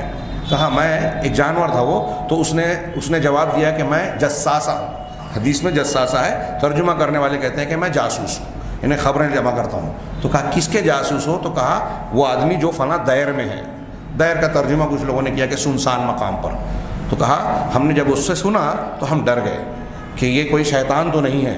بہرحال اس کے پیچھے ہو لیے تیزی سے اور ایک سنسان مقام پر پہنچے تو دیکھا کہ ایک بہت ہی دراز قد مضبوط قسم کا آدمی جو ہے وہ لوہے کی زنجیروں میں بہت سختی سے اس کا ہاتھ جو ہے اس کے سر کی طرف اور اس کے پیر مڑے ہوئے بری طریقے سے وہ جکڑا ہوا اور قید میں ہے. ہم نے ان سے پوچھا کہ تم کون ہو؟ کہا میرے بارے میں تمہیں خبر ہو ہی جائے گی, تم لوگ بتاؤ تم کون ہو, کہاں سے آئے ہو؟ ہاں, تو انہوں نے بتایا کہ ہم عرب کے لوگ ہیں. تو پھر اس نے ان سے کئی سوال کیے کہ شام کے جو کیا ایک لفظ ہے بیسان کے نخلستان ہیں, وہ درخت وہاں کے پھل دے رہے ہیں کہ نہیں دے رہے ہیں؟ فلاں چشمے میں پانی موجود ہے کہ نہیں ہے؟ تو ان لوگوں نے تفصیل سے پوچھا, پھر جواب دیا کہ ہاں اس میں پانی ہے, ہاں وہاں پھل دے رہا ہے وہ درخت. تو دجال نے کہا کہ عنقریب وہ پھل دینا بند کر دے گا, عنقریب وہاں کا پانی سوکھ جائے گا. پھر انہوں نے پوچھا کہ کیا یہ عرب میں نبی جو نبوت کے دعوے دار جو کوئی آیا ہے, ظاہر ہوا ہے؟ تو کہا ہاں محمد صلی اللہ علیہ وسلم نبی کی حیثیت سے آئے ہیں. تو کہا یہ کیا واقعی ایسا ہو گیا ہے؟ کہاں ہو گیا ہے. کہا لوگوں کے لیے بہتر ہے کہ وہ اس کی تابع داری کریں, لیکن سن لو میں مسیح دجال ہوں اور عنقریب یہ سارے واقعات ختم ہوں گے اور اب عنقریب مجھ کو خروج کی اجازت ملے گی. اور خود اس نے بیان کیا کہ میں 40 دن تک زمین پر حکومت کروں گا, روندوں گا زمین کو. دجال کے خروج کے بعد وہ 40 دن ابھی تفصیل آئی کہ جس میں سے 1 دن 1 سال کا, 1 دن 1 مہینے کا, 1 دن 1 ہفتے کا اور باقی عام دنوں کی طرح ہوگا. یعنی 1 سال 2 مہینے 2 ہفتہ ٹوٹل اس کی مدت ہوگی. اتنی مدت میں وہ پوری زمین کو مکہ اور مدینہ کو چھوڑ کر روند ڈالے گا. تو کہا کہ میں نکلوں گا اور ایسا ایسا معاملہ ہوگا. تو حضرت تمیم داری نے اور کچھ باتیں ہیں میں نے خلاصہ بیان کیا, یہ بات بیان کی کہ اور اس میں ذکر کیا کہ وہ ایک ایسا آدمی تھا جو جکڑا ہوا تھا. اب اس تفصیل کو دیکھیے, حضرت تمیم داری کی اس روایت کو اللہ کے نبی نے روایت کیا اور نبی کریم صلی اللہ علیہ وسلم نے اس کو رد نہیں کیا. تو گویا یہ اللہ کے نبی کی طرف سے حضرت تمیم داری کی تائید ہوئی, بلکہ آپ نے یہ بھی کہا کہ میں اس سے پہلے تم کو جو باتیں بیان کرتا تھا تمیم داری نے ویسی ہی باتیں بیان کی اور پھر اس کی گویا ایک طریقے سے تائید کی. تو آخر زمان میں اس کا خروج ہوگا اور یہ مشرق کی جانب سے نکلے گا. جیسا کہ میں نے ابھی بتایا کہ بعض روایتوں میں خراسان کا ذکر ہے, بعض روایتوں میں اصفہان کا, بعض روایتوں میں ہے کہ شام اور عراق کے بیچ کے ریگستانی راستے سے نکلے گا. کچھ لوگ کہتے ہیں کہ دیکھو اختلاف ہے, اس میں کوئی اختلاف نہیں ہے. یہ خراسان افغانستان سے قریب کا, سمجھ لیجیے کہ ایران اور افغانستان یا ایران کا وہ حصہ جو رشیا سے نکل رہا ہے. ہاں, ایسا لگتا ہے کہ جو علامتیں ہیں کہ رشیا اور چائنیز کا جو چہرہ ہے اس ٹائپ کا اس کے علاقے کے لوگ ہوں گے. اللہ کے رسول نے کہا کہ ان کے چہرے ایسے ہوں گے جیسے چپٹی ہوئی ڈھالیں ہوتی ہیں, ایک کے اوپر ایک بنائی ہوئی. المترقہ کا لفظ ہے جس کو ٹھوک ٹھوک کر یا دبا دبا کر بنایا گیا ہو ڈھال, ویسے چہرے ہوں گے. ہاں, یہ چائنیز اور رشیا جو بھی ہو, یہ تو میرا اندازہ ہے.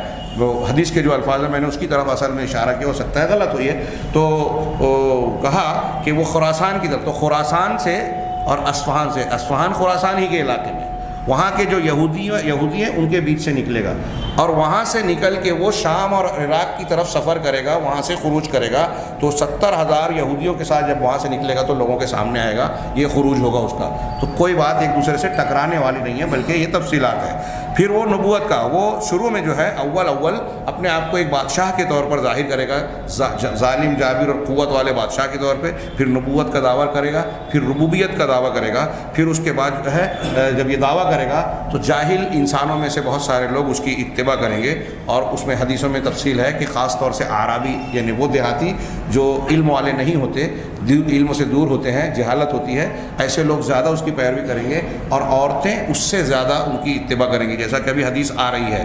پھر وہ زمین میں مختلف علاقوں میں نکلے گا، کچھ مسلمان جو پکے مومن رہیں گے اس کی مخالفت کریں گے، اس کا رد کریں گے، اس کے خلاف جو ہے صف بندی کریں گے، لوگوں کو اکٹھا کریں گے، اور یہ ایک طرف جو ہے ایک ایک ملک کو رونتا ہوا جائے گا اور دنیا کے ہر حصے کو رونتا جائے گا سوائے مکہ اور مدینہ کے، جیسا کہ حدیثوں میں کہ مکہ اور مدینہ کی گھاٹیوں اور راستوں پر فرشتے جو ہے ہتھیار لے کر اس کو روکیں گے، جس کی وجہ سے اس کو بس نہیں چلے گا کہ وہ اس میں داخل ہو سکے۔ اللہ تبارک و تعالیٰ نے اس کے ہاتھوں پر ایسی بہت ساری چیزیں دے رکھی ہیں، اس کے اندر صفات جو خرق عادت ہوگی، عام لوگوں سے ہٹ کر ہوگی۔ اب ظاہر سی بات ہے کہ جب اس سے متاثر ہوں گے، اور ہمارے جو آج کل کے مفکرین یہ بتانے کی کوشش کرتے ہیں کہ چونکہ دجال کے جب اس زمانے میں آئے گا تو اس کے پاس جدید سے جدید ٹیکنالوجی ہوگی، وہ 7G اور 8G ہوگا، نیٹ اور فلاں مشین ہوگی، جس کی وجہ سے وہ ایک دم بالکل لیٹسٹ قسم کے ہتھیاروں سے لیس ہوگا اور ان ہتھیاروں کی بنیاد پر ایسی چیزوں کا مظاہرہ کرے گا۔ اگر مشین اور ہتھیار کی بنیاد پر کوئی شخص جو ہے دھوکہ کھائے گا تو ڈونلڈ ٹرمپ اور امریکہ پہ بہت سارے لوگ ایمان لے آتے ہیں کہ وہاں بھی آج کل ایسی ٹیکنالوجی اور کمپیوٹر اور ایسی وہ چیزیں پائی جاتی ہیں جو ہمارے پاس نہیں ہیں، تو اس ٹیکنالوجی کو سیکھ کر دوسرا بھی جان سکتا ہے۔ لیکن دجال کے اندر جو خوبیاں اور صفات، یا خوبیاں کہہ رہے ہیں، جو اس کی صفات ہوگی، اس کے تعلق سے لوگ دھوکہ کھائیں گے کہ ایسا کوئی انسان نہیں ہوتا، تبھی تو اس کو رب مان لیں گے، اس پر ایمان لے آئیں گے۔ اگر ٹیکنالوجی ہی اس کا امتیاز ہوتا تو پھر دوسرے لوگ بھی اس کے جیسے ہو سکتے تھے۔ قابل غور بات یہ ہے۔ تو کہا کہ اللہ بہت سارے لوگوں کو، مخلوق کی ایک بڑی تعداد کو وہ گمراہ کرے گا، لیکن مومنین اس کے سامنے بھی حق پر، دین و ایمان پر جمے رہیں گے، بلکہ اتنا ہی نہیں، وہ اس کے سامنا کرنے کے بعد ان کے ایمان میں مزید اضافہ ہوگا، ان کی ہدایت مزید ہدایت میں بڑھے گی۔ پھر حضرت عیسیٰ علیہ السلام کا جو مسیح الہدیٰ ہے، اس مسیح الضلالہ یعنی ہدایت کے مسیح کا نزول ہوگا ضلالت کے مسیح کے سامنے۔ دونوں کو مسیح کہا جاتا ہے۔ اس میں لوگ بحث کہتے ہیں مسیح کا مسح یمسح مانے چھونا، پوچھنا، تو کچھ لوگ کہتے ہیں کہ پوری زمین کو روندے گا، اس لیے دجال کو مسیح کہا جاتا ہے۔ حضرت عیسیٰ کو مسیح اس لیے کہتے ہیں کہ وہ ان کے اللہ کی طرف سے ان کو معجزہ دیا گیا تھا کہ ہاتھ پھیرتے تھے تو جو ہے مادرزاد، اندھا اور مختلف بیماریوں کے شکار جو ہیں وہ بہتر ہو جاتے تھے، اور ایسی اور بھی کئی توجیحات کی ہیں، لیکن مسیح دونوں کو کہا جاتا ہے۔ لیکن حضرت عیسیٰ علیہ السلام ہدایت کے مسیح ہیں، اور دجال جو ہوگا وہ ضلالت کا مسیح ہوگا۔ یہ اس کے زمانے میں حضرت عیسیٰ کا نزول ہوگا، اور مومنوں کے ساتھ مل جائیں گے سارے مسلمان، حضرت عیسیٰ علیہ السلام اور امام مہدی کے ساتھ اکٹھا ہوں گے۔ حضرت مسیح عیسیٰ ابن مریم جو ہے دجال کی طرف بڑھیں گے، جبکہ وہ بیت المقدس کی طرف متوجہ ہوگا، اور پھر وہاں اس کو دجال کو شکست دیں گے، اور وہ اس طرح کہ باب لد شہر کے پاس اس کا جو دروازہ ہے، اس مقام پہ دجال کا حضرت عیسیٰ علیہ السلام سے سامنا ہوگا، اور حضرت عیسیٰ اس کو چیلنج کریں گے کہ میں تم کو ایسی مار ماروں گا کہ میرا وار خطا نہیں جائے گا۔ اور جب حضرت عیسیٰ کا سامنا وہ کرے گا تو حدیث میں ہے کہ وہ اس طرح گھلے گا جیسے پانی میں نمک گھلتا ہے۔ بعض روایتوں میں کہ شیشے کو پگھلایا جائے تو جس طرح پگھلتا ہے، اس طرح دجال پگھلنے لگے گا، اور حضرت عیسیٰ علیہ السلام اس پر وار کریں گے اور وہاں اس کا خاتمہ ہو جائے گا۔ اس کے فتنے کے تعلق سے تذکرہ کیا کہ ومن فتنتہ ایضا، اس کے ایک فتنہ یہ ہے کہ وہ ایک دیہاتی شخص کہے گا، دیکھیے یہاں دجال کا کو اللہ تعالیٰ جو صلاحیتیں دے گا، اس کا تعلق سے، اس کی باتوں سے متعلق 2-4 روایتیں انہوں نے نقل کی ہے۔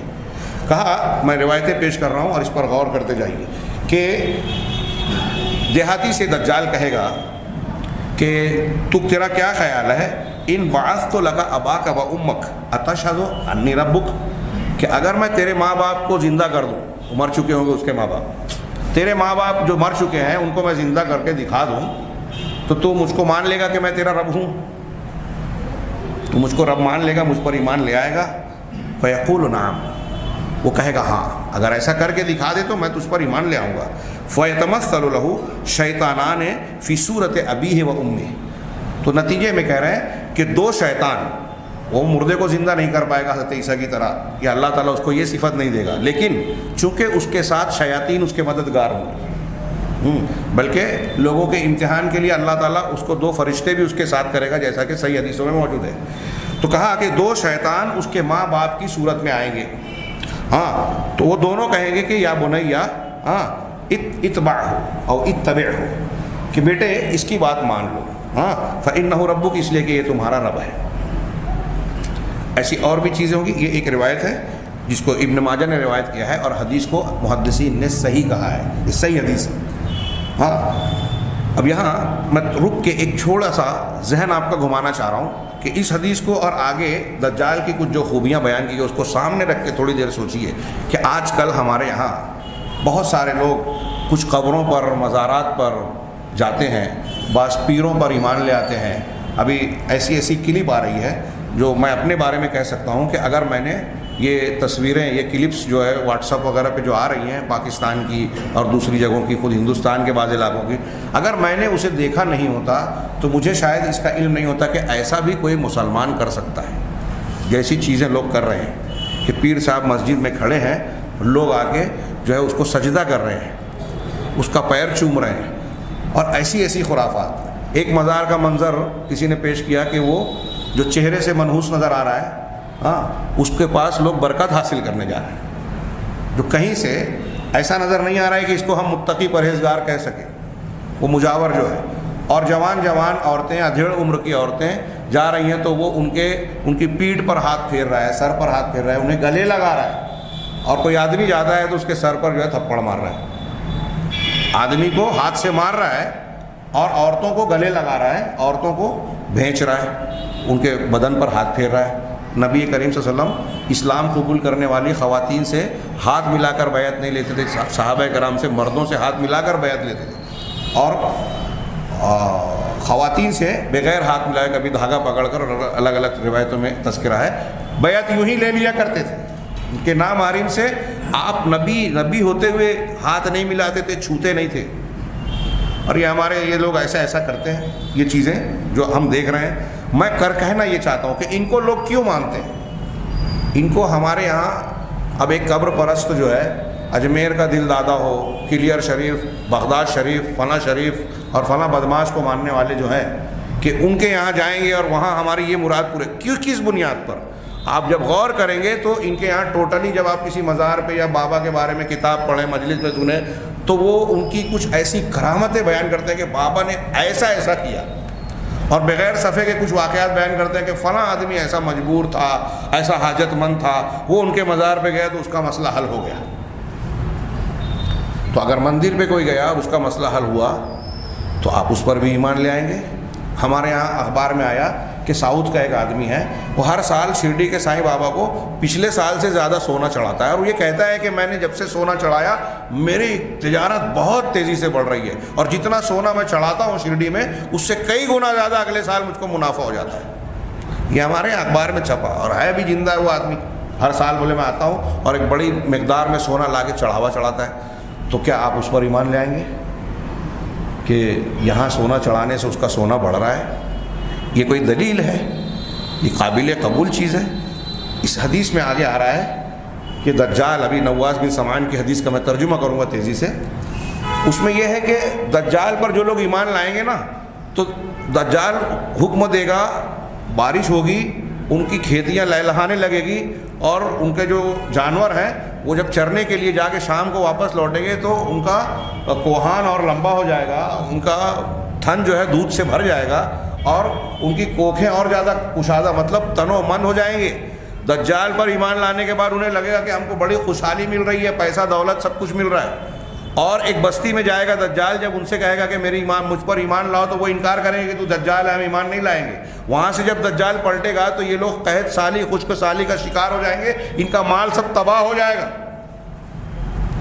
میں اس پر خاص توجہ دلانا چاہتا ہوں، یہ حدیث میں ہے، دجال کو ماننے والوں کو خوشحالی ملے گی بظاہر کچھ عارضی طور سے، اور جو نہیں مانے گا، جو اللہ پر ایمان رکھے گا، جن کے بارے میں ہے کہ جو یقین رکھے گا اللہ پہ توکل، اور دجال کا انکار کرے گا اس کے سامنے، ہاں، لا الہ الا ہو توکلت علیہ کہے گا، دجال اسے نقصان نہیں پہنچا پائے گا، لیکن اس کو کچھ دنوں کے لیے یا عارضی طور سے صحیح، اس کو دقت، پریشانی اور تنگ دستی کا سامنا کرنا پڑے گا۔ آج ہم سوچئے تھوڑی دیر کے لیے، میں اپنی بات کر رہا ہوں، یہ جو پیروں کو قبر والوں کو مان رہے ہیں، ایسے الٹے سیدھے واقعات کی بنیاد پر ہم اپنے سماج اور معاشرے میں دنیاوی بنیاد پر کتنے لوگوں کو مان رہے ہیں کہ وہ سیٹ ہے، وہ اقتدار والا ہے، وہ حکومت میں ہے، تو ضمیر اور ایمان بیچ کے اس کے سامنے جھک گئے۔ ابھی حکومت میں مسلمان چلا رہے ہیں، کچھ مسلمان جو ان کی فیور کرتے ہیں ہر معاملے میں۔ ہمارے ہی درمیان کے کچھ لوگ ایسے ہیں جو ہمارے علم، عقیدے اور قومی مفاد کے خلاف بیانات دیتے ہیں، سودے بازی کرتے ہیں۔ یہ کیوں کرتے ہیں؟ ان کو لگتا ہے کہ ہم ان کا ساتھ اصول کے خلاف دیں گے، وہ میڈیا والے ہوں، پولیس والے ہوں، عام آدمی ہوں، ہم اور آپ ہوں، سماج اور معاشرے میں دو کا جھگڑا ہو رہا ہے، یہ اونچے سے نیچے تک ساس اور بہو کا جھگڑا ہو رہا ہے، بھائی بھائی کا جھگڑا ہو رہا ہے، تو جس کو جو طاقتور ہے ہم اس کا فیور کر رہے ہیں۔ الحب فی اللہ والبغض فی اللہ کے تحت میں یہ بات کئی مرتبہ کہہ چکا ہوں۔ تو جب ہمارے یہاں چھوٹی چھوٹی طاقتوں کی وجہ سے ہم طاقت دیکھ کر دب جاتے ہیں اور سچ بولنے کی ہم کو ہمت نہیں ہوتی، تو سوچئے دجال کا فتنہ سامنے آئے گا تو ہماری کیا بنے گی؟ اس کے سامنے کھڑے رہنے کے یہ بزدل لوگ طاقت رکھیں گے؟ جو تھوڑی سی طاقت، جن کو یہ ڈر ہے کہ اگر میں ان کا ساتھ نہیں دوں گا تو نوکری سے نکال دیں گے، ہم کو تنگ کر دیں گے، پریشان کر دیں گے۔ دجال تو قتل کی دھمکی دے گا، خشک سالی آ جائے گی، اور یہ ایسے ایسے خرق عادت چیزیں کہ ماں باپ کو زندہ کر کے دکھایا گیا، دیکھو تیرے ماں باپ کو میں نے زندہ کر دیا، جبکہ وہ ماں باپ نہیں ہوں گے، شیطان ہوں گے، لیکن ایسا دکھائی دے گا۔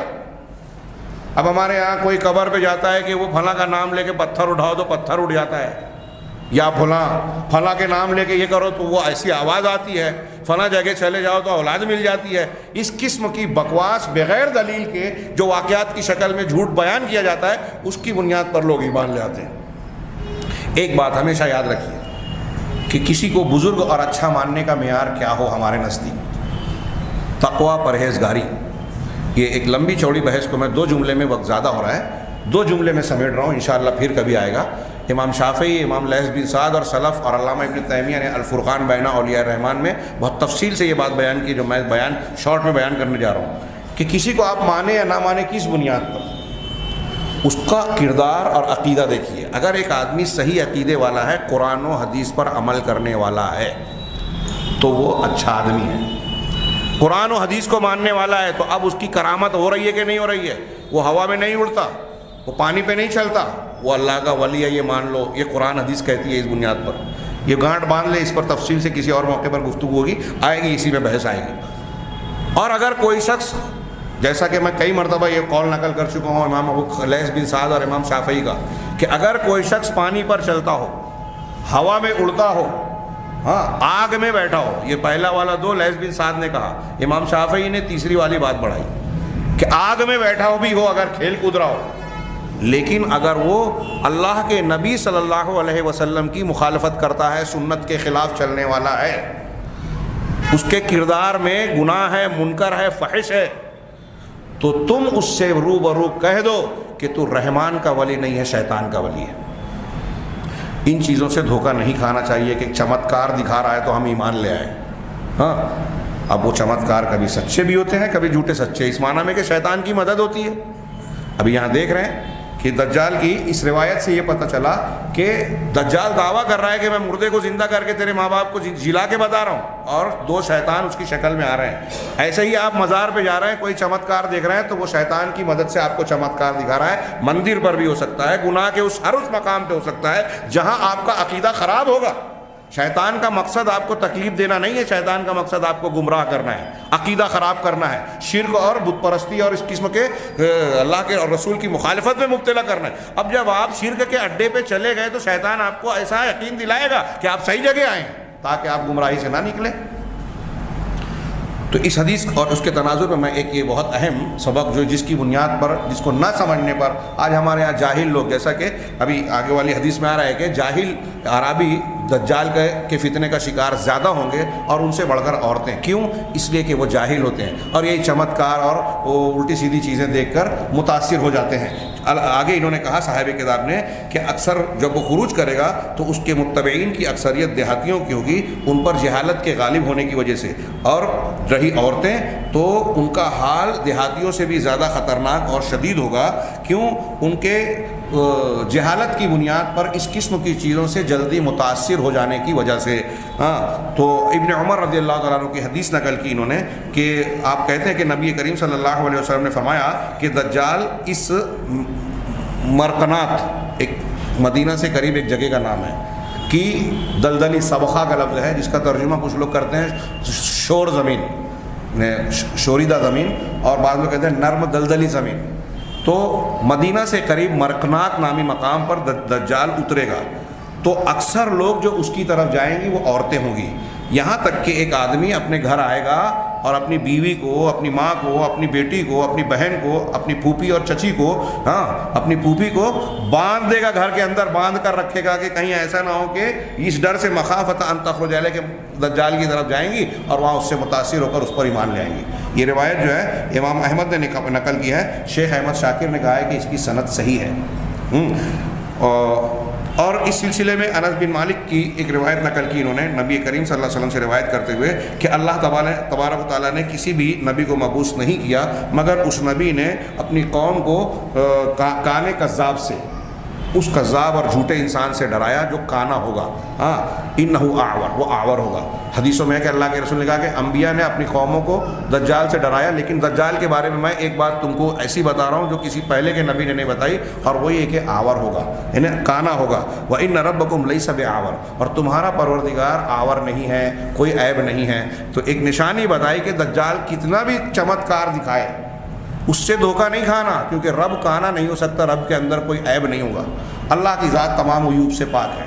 تو تمہارا رب کانا نہیں ہے، اور اس کے پیشانی پر مکتوب بین عینیہ ہے، اس کی دونوں آنکھوں کے بیچ میں کافر لکھا ہوگا. حضرت حذیفہ کی روایت میں ہے کہ اس کی آنکھوں کے درمیان کافر لکھا ہوگا، جسے ہر مسلمان پڑھ لے گا، وکاتبن وغیر کاتبن، وہ پڑھا لکھا ہو یا پڑھا لکھا نہ ہو.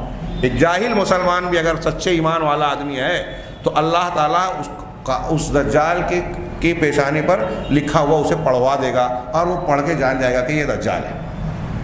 یہاں آپ ایک چیز اور بھی غور کر سکتے ہیں رد کرنے کے لیے، چمتکاروں کا رد، کہ دجال کو اللہ تعالیٰ ایک طرف اتنی طاقت دے گا کہ وہ جنت جہنم دکھائے گا، روٹی کا پہاڑ ساتھ میں لے کے چلے گا، بادل کو حکم دے گا بارش برسے گی، اور وغیرہ وغیرہ، یہ سب چیزیں جو ذکر ہوئی.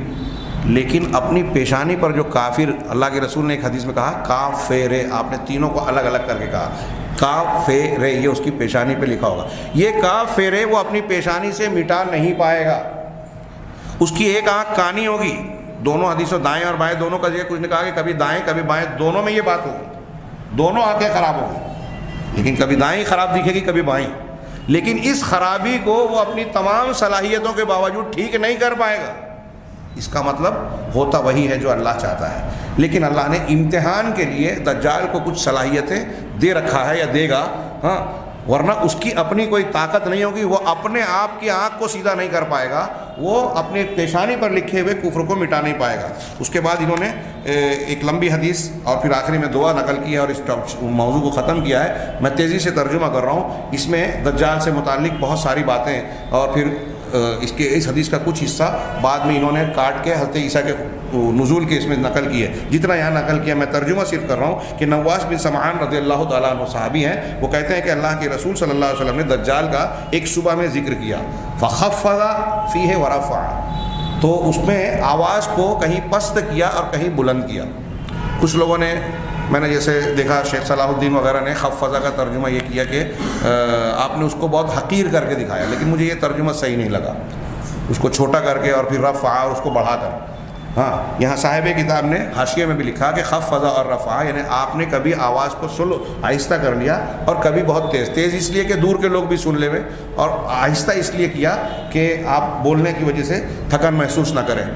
یہ جو شخص زیادہ بولتا ہے اس کو اس کی ضرورت پڑتی ہے، اور خطاب کی ایک وہ بھی ہے کہ ضرورت پڑنے پر آواز بلند کی جائے اور کہیں آواز کو پست کیا جائے. تو آپ نے آواز کو بلند کیا اور پست بھی کیا. تو حتی ظننا، یہاں تک کہ صحابہ نے کہا کہ ہم کو ایسا لگا کہ یہ جو قریب کا نخلستان ہے، کھجوروں کے باغات ہیں، یہ دجال یہیں کہیں چھپا تو نہیں ہے. آپ نے جب بیان کیا تو جب ہم شام کیے تو ہم اس کو ڈھونڈنے کے لیے جھاڑیوں کے بیچ میں گئے. تو اللہ کے نبی صلی اللہ علیہ وسلم پہنچ گئے. پوچھا ما شأنکم، تمہارا کیا معاملہ ہے، کیا ڈھونڈ رہے ہو؟ تو ہم نے کہا کہ اے اللہ کے رسول، آپ نے صبح میں دجال کا ذکر کیا ہاں آواز کو پست اور بلند کیا، یہاں تک کہ ہمیں ایسا لگا کہ یہ جو کھجور کے کچھ درخت ہیں وہ ان جھاڑیوں میں ہی موجود ہے۔ تو آپ نے کہا آپ صلی اللہ علیہ وسلم نے کہا کہ غیر الدجال اخوفنی علیکم، تمہارے بارے میں دجال کے علاوہ دوسرے فتنوں اور چیزوں کا مجھ کو ڈر ہے، سے تم کو خطرہ نہیں ہے، تمہارے ہوتے ہوئے یا میرے ہوتے ہوئے دجال نہیں آئے گا، اور اگر آ بھی گیا تو آپ نے آگے کہا کہ اذ یخرج، اگر وہ تمہارے درمیان خروج کرتا ہے، نکلتا ہے، تو میں تمہارے مقابلے میں اس سے نپٹ لوں گا، فانا حجیجہ دونکم، تمہارے اور اس کے درمیان رکاوٹ میں بن جاؤں گا، اس سے نپٹ لوں گا اگر میری موجودگی میں دجال آتا ہے۔ ہاں وَإِنْ يَخْرُجْ، اور اگر وہ اس حالت میں نکلتا ہے کہ خروج کرے اور میں موجود نہ رہوں تمہارے درمیان، تو ہر شخص اپنے نفس کا خود ذمہ دار ہوگا، خود اپنے آپ کو بچانے کا کے لیے حجت ہوگا۔ واللہ خلیفتی علی، اور اللہ ہر مسلمان پر میرا جانشین ہوگا، خلیفہ ہوگا، یعنی اللہ تعالیٰ اس کا نگراں ہوگا، اسے بچانے والا ہوگا۔ اب دجال کے بارے میں کہا انہ شاب قطط، وہ ایک جوان ہوگا، قطط گھنگریالے بال والا، بعض روایتوں میں کہ ازد شنوا ایک قبیلہ تھا، اس کے لوگوں کے بال بہت گھنگریالے ہوتے تھے، کہا اس کے جیسا ایک آدمی سمجھ لیجئے، تو کہا کہ گھنگریالے بال ہوگا، عینہ طافعہ، اس کی آنکھ ابھری ہوئی ہوگی، طافعہ کا عام طور سے ترجمہ ابھری ہوئی کہتے ہیں، اور بعض روایتوں میں ذکر بھی ہے کہ انگور کی طرح، لیکن بعض لوگوں نے اس کا مفہوم یہ کیا ہے تفا یتفو سے، کہ مطلب اس میں میٹا بے نور ہوگی، اس میں نور نہیں ہوگا، چمک نہیں ہوگی۔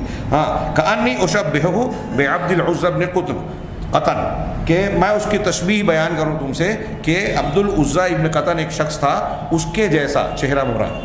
اور یہاں انہوں نے ذکر نہیں کیا، لیکن کئی حدیثوں میں یہ بھی تذکرہ ہے، بخاری مسلم اور دوسرے، کہ اللہ کے نبی صلی اللہ علیہ وسلم کو جہاں حضرت عیسیٰ، حضرت موسیٰ وغیرہ کو دکھایا گیا ان کی شکل صورت کے ساتھ معراج کے وقت اور دوسرے موقعوں پر خواب میں اور ایسے، تو ویسے ہی دجال کو بھی دکھایا گیا، گویا نبی کریم صلی اللہ علیہ وسلم نے دجال کی شکل صورت کے ساتھ اس کو دیکھا۔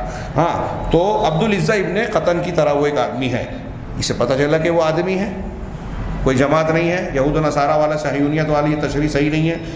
تو جو شخص تم میں سے اس سے پائے تو اس پر جو ہے فواتح سورۃ الکہف، سورہ کہف کی ابتدائی آیتیں پڑھے۔ مسلم شریف کی ایک حدیث میں کہ ابتدائی 10 آیتیں، بعض روایتوں میں کہ آخری کی 10 آیتیں۔ ہم نے کہا اے اللہ کے رسول وہ زمین میں کتنا ٹھہرے گا؟ تو آپ نے فرمایا کہ 40 دن، اس میں سے ایک دن سال بھر کے برابر ہوگا، ایک دن مہینے بھر کے برابر ہوگا، ایک دن جمعہ کے برابر یعنی ہفتے کے برابر ہوگا، اور باقی ایام تمہارے عام دنوں کی طرح ہوں گے۔ اس پورے دن کو جب ملاتے ہیں تو جیسا کہ میں نے بتایا 1 سال 2 مہینے 2 ہفتے کا پیریڈ بنتا ہے۔ ہم نے کہا ہے اللہ کے رسول فذلک الیوم الذی، وہ اس میں وہ دن جو سال بھر کے برابر ہوگا، اگر ہم کو وہ ملے تو کیا وہ سال بھر والے دن میں بھی ہم صرف 5 وقت کی نماز پڑھیں گے؟ ہمارے یہاں کچھ لوگ بولتے ہیں نا کہ وہ قطبین پر، قطب شمالی کے پاس، جہاں سورج کا زاویہ ایسا ہوتا ہے کہ 6 مہینے تک اجالا رہتا ہے، 6 مہینے تک ہلکا اندھیرا ہوتا ہے، تو 6 مہینے تک کیا 5 ہی نماز پڑھیں گے 6 مہینے کی رات اور 6 مہینے کا دن مان کے؟ تو اس کا جواب اس میں مل گیا۔ اللہ کے رسول صلی اللہ علیہ وسلم نے جواب دیا کہ نہیں، بلکہ تم جو ہے لا اقدروا لہ قدرہ، کہ وہ جو سال بھر کا دن ہوگا نا اس کی مقدار کا اندازہ لگاؤ، اور جیسے تم عام دنوں میں 5 وقت کی نماز پڑھتے ہو اندازہ لگا کے 5 وقت کی نماز پڑھتے رہو ہر 5 وقتوں پر۔ ہم نے کہا ہے اللہ کے رسول زمین میں وہ کس تیزی سے پھرے چلے گا؟ تو آپ نے کہا کہ بارش کی طرح، ایسی بارش جس کو ہوا پیچھے سے دھکیل رہی ہو، یعنی بہت تیز ہوگی، اور صرف تیز ہی نہیں ہوگی بلکہ فساد اور بگاڑ بھی پھیلائے گی، نقصان اور تباہی بھی لائے گی۔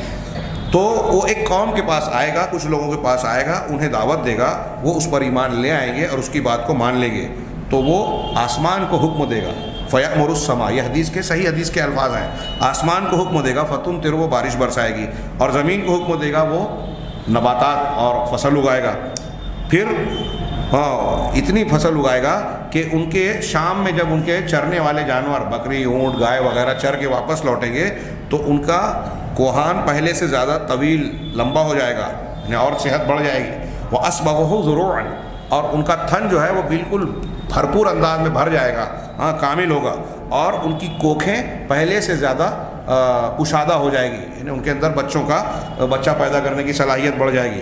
پھر ایک قوم کے پاس وہ دجال پہنچے گا، دوسرے لوگوں کے پاس آئے گا، یعنی جن کے پاس آیا جو ایمان لایا ان کو یہ برکت نظر آئے گی کہ برکت مل رہی ہے، ہم کو بارش ہوئی، کھیتی مل رہی ہے، جانور بڑھ رہے ہیں، اور پھر ایک قوم کے پاس آئے گا، انہیں وہ دجال دعوت دے گا، فَيَرُدُّونَ عَلَيْهِ قَوْلَهُ، تو اس کی بات کو اس پر رد کر دیں گے، مانیں گے نہیں، فَيَنْصَرِفُ عَنْهُ، دجال وہاں سے لوٹے گا، فَيُصْبِحُونَ مُمْحِلِينَ، تو وہ خشک سالی کا شکار ہو جائیں گے، ان کو قحط کا سامنا کرنا پڑے گا، جیسے ابھی ہمارے یہاں مندی چل رہی ہے، اس سے بھی کھانے پینے کے معاملات نہیں رہ جائیں گے، شدت اور پریشانی آ جائے گی۔ لَيْسَ بِأَيْدِيهِمْ شَيْءٌ مِّنْ أَمْوَالِهِمْ، ان کے پاس ان کے مالوں میں سے کچھ بھی نہیں رہے گا، سب ختم ہو جائے گا۔ اب اس کے بعد آگے کہا، تو یہاں میں نے کہا کہ غور کرنا، یہ امتحان ہوگا اللہ کی طرف سے، آپ صحیح ہوتے ہوئے، جیسے آج کل کچھ سوچتے ہیں نا کہ مسلمان صحیح ہیں کمزور ہیں، یہ یہود نصارہ ہنود یہ مسلمانوں پر ظلم کر رہے ہیں، مسجدوں کو توڑ رہے ہیں، بم مار رہے ہیں، اور یہ ترقی کر رہے ہیں، ان کے پاس بہت نعمتیں ہیں۔ اس حدیث کی روشنی میں غور کیجیے کہ یہ اللہ تعالیٰ کی حکمت اور مشیت ہوتی ہے، اللہ تبارک و تعالیٰ کا امتحان ہوتا ہے، اس سے بددل ہونے کی ضرورت نہیں ہے۔ میں تو اکثر کہا کرتا ہوں، اس سے پہلے بھی کہا ہوں، اگر آپ موسیٰ اور فرعون، موسیٰ علیہ السلام اور فرعون کا قصہ پڑھتے ہیں، فرعون کے پاس طاقت تھی، قوت تھی، فوج تھی، سب کچھ تھا، موسیٰ علیہ السلام بظاہر بے بس تھے، بے تہی دست تھے۔ تو اب اس کو الٹ کے دیکھیے کہ اگر موسیٰ علیہ السلام فرعون کی طرح حکمراں ہوتے، طاقت والے ہوتے، اور فرعون موسیٰ علیہ السلام کی طرح کمزور ہوتا دنیاوی اعتبار سے، تو کوئی فرعون کو مانتا کیا؟ امتحان ہوتا کیا؟ قربانی دینے کی نوبت آتی کیا؟ قربانی تو اسی میں ہے کہ جو غلط ہے وہ طاقتور ہے اور آپ اس کے سامنے ڈٹ جائیں، یہاں امتحان ہوتا ہے۔ تو یہ اللہ کی مشیت ہوتی ہے۔ میں سمجھانے کے لیے میں نے کچھ بات کہی۔ حدیث کا یہ آخری حصہ چل رہا ہے، تو پھر وہ جو ہے دجال ایک ویرانے سے، بنجر زمین کے پاس سے گزرے گا، خریبہ کا لفظ ہے، ویران جہاں کوئی پیڑ پودا نہیں ہوتا، بنجر زمین کے پاس سے، اس سے کہے گا، زمین سے کہے گا، اخرجی کنوزک، اپنے خزانوں کو باہر نکال، تو اس کا خزانہ نکلے گا، صرف نکلے گا نہیں بلکہ وہ دجال کے پیچھے پیچھے چلے گا خزانہ، زمین کے اندر جو دھات اور جو بھی فصل ہے، جو بھی چیزیں، جو بھی خزانوں میں ہوگا، سب نکل کے دجال کے پیچھے پیچھے چلے گا، کہ یا عصیب النخل، شہد کی مکھیوں کی رانیوں کی طرح، شہد کی مکھی کی جو سردار ہوتی ہے، رانی ہوتی ہے، ساری مکھیاں اس کے ارد گرد بنبناتی ہیں، ڈیرا ڈالتی ہیں، تو جیسے شہد کی مکھیاں اپنی رانی کے ارد گرد اور پیچھے چلتی ہیں، ایسے یہ زمین کا خزانہ، بنجر زمین سے خزانے نکل کے دجال کے پیچھے پیچھے چلیں گے۔ ہاں، ثم يدعو رجلا، پھر وہ ایک ایسے آدمی کو بلائے گا، ممتلئا شبابا، جو بھرپور جوانی والا ہوگا، یعنی اس کے اندر جوانی اور بھرپور جوانی ہوگی، فیضربہ بالسیف، اس کو وہ تلوار سے مارے گا اور اس کو دو ٹکڑوں میں بانٹ دے گا، رمیۃ الغرض، جیسے نشانے پر تیر انداز کا نشانہ لگتا ہے، بالکل ایسے ہی وہ اچوک انداز میں اس کو کاٹ کے دو ٹکڑے کر دے گا۔ یہاں یہ ہے، اور جو تمیم داری کی روایت ہے، تفسیر یا دوسری روایتیں ہیں، اس میں یہ بھی ہے کہ دجال جو ہے انسان کو حکم دے گا جو اس کو نہیں مانے گا، ایک آدمی اس سے ملنے جائے گا، اس کے ساتھی کہیں گے کیا بات ہے، کس سے ملنا ہے، کہا یہ جو دعویٰ کر رہا ہے کہا اس کو تم خدا مانتے ہو، کہا نہیں مانتا، مارنے لگیں گے تو کہیں گے رک جاؤ، ہمارے رب نے ہم کو، انہیں دجال نے حکم دیا ہے کہ میری اجازت کے بغیر کچھ کرنا نہیں، تو چلو لے جائیں گے۔ اب وہ جب اس سے پوچھے گا ایمان لاتا ہے، کہا مجھے یقین ہے کہ تو دجال ہے، تو کذاب ہے، وہی کذاب ہے جس کے بارے میں ہمارے نبی صلی اللہ علیہ وسلم نے ہم کو بتایا ہے کہ ایک ایسا دجال آئے گا۔ تو دجال جو ہے کہے گا کہ میں اپنے درباریوں سے کہ میں اگر اسے مار کے زندہ کر دوں تو تم مجھ پر ایمان لاؤ گے کہ میں تمہارا رب ہوں؟ کہیں گے ہاں۔ تو وہ اس کو پہلے حکم دے گا، اس کو پہلے مارا جائے گا، پھر اس کو آرے سے چیرا جائے گا، اس کی ٹانگوں کو الگ کرے گا اور اس کے دو جسم کے دو ٹکڑے کرے گا، اور دو ٹکڑا کر کے ان ٹکڑوں کے درمیان چلے گا، 3G 4G 5G والا نہیں رہے گا، حقیقت میں دو ٹکڑے کر دے گا، اور اس کو ٹکڑوں میں بانٹنے کے بعد اب اس کو جب آواز دے گا تو کہا ثم يدعو، پھر اسے بلائے گا، فَيُقْبِلُ وَيَتَحَلَّلُ وَجْهَهُ وَيَضْحَكُ، تو وہ زندہ ہو کر دجال کی طرف متوجہ ہوگا، اس کا چہرہ دمک رہا ہوگا اور وہ مسکرا رہا ہوگا۔ حدیثوں میں یہ بھی ہے کہ اب وہ اسے کہے گا کہ اب تو مجھ کو مانتا ہے، تو وہ کہے گا کہ اب تو مجھ کو اور یقین ہوگا کہ پکا تو وہی دجال ہے، اب تو اور یقین ہو گیا جو پکا مومن رہے گا۔ دوبارہ وہ اس کو مارنا چاہے گا تو اللہ تعالیٰ حدیث میں ہے کہ اس کی گردن کو تانبے کی بنا دے گا۔ اہل علم نے کہا کہ یہ حقیقی معنی بھی ہو سکتا ہے کہ تانبے کی بنا دے گا، یا یہ معنی ہو سکتا ہے کہ وہ مارنا چاہے گا لیکن مار نہیں پائے گا، قتل نہیں کر پائے گا، وہ بھی حدیث میں موجود ہے، تو دوبارہ مارنا چاہے گا۔ پھر اس کے بعد فَبَيْنَمَا هُوَ كَذَلِكَ، دجال اسی طرح ہوگا کہ اِذْ بَعَثَ اللَّهُ الْمَسِيحَ ابْنَ مَرْيَم، کہ اللہ تعالیٰ مسیح ابن مریم کو بھیجیں گے۔ ہاں، اب یہاں انہوں نے حدیث کا ایک بڑا حصہ چھوڑ دیا جو آگے حضرت نزول مسیح کے باب میں نقل کی ہے، میں بھی اس طرح چھوڑ رہا ہوں جو اس موضوع سے متعلق ہے، اس کا اگلا 2-4 جملہ انہوں نے نقل کیا، میں اس کو پیش کر رہا ہوں۔ فَيَطْلُبُهُ حَتَّى يُدْرِكَهُ بِبَابِلُ، تو یہ حضرت مسیح علیہ السلام کیسے اتریں گے، کیا ہوگا اور ان کی کیا خصوصیات ہے، وہ آگے حدیث آئے گی اگلے درس میں انشاءاللہ۔ تو کہا حضرت عیسیٰ اس کو تلاش کریں گے، اس کے پیچھا کریں گے، وَيُدْرِكُهُ حَتَّى يُدْرِكَهُ بِبَابِ لُدٍّ فَيَقْتُلُهُ، تو انہیں باب لد کے پاس دجال کو پکڑیں گے، پائیں گے اور وہاں اسے قتل کر دیں گے۔ میں نے پچھلے درس میں قادیانیوں کی یہ بے تکی بات بتائی تھی کہ یہ باب لد جو حدیث میں آئے ہیں، قادیانی کہتے ہیں کہ لد یہ لدھیانہ جو پنجاب میں شہر ہے اس کا شارٹ فارم ہے، اور مسیح نے دجال کو قتل کیا تو مرزا غلام قادیانی نے لدھیانہ میں عیسائیوں کو مناظرے میں شکست دی، یہ مطلب ہے۔ میں نے بتایا تھا اگر کوئی ایسا کہے تو اس سے سوال کرو کہ حضرت مسیح کا یہ معاملہ آپ بتا رہے ہو اور مرزا نے جو ہے لدھیانہ میں ایک مناظرے میں شکست دی، پہلی بات تو وہ قابل تحقیق ہے، شکست دی، یہ شکست کھایا زیادہ تھا، شکست دی نہیں ہے۔ ہاں، جب نبوت اور مہدیت کا دعویٰ نہیں کیا تب بھی مناظرے میں ہارا اور بعد میں بھی ہارتا ہی تھا، بھاگتا تھا، مناظرے کے لائق ہی نہیں تھا۔ مولانا ثناء اللہ امرتسری اور حسین بٹالوی چیلنج کرتے تھے، یہ بھاگتا تھا۔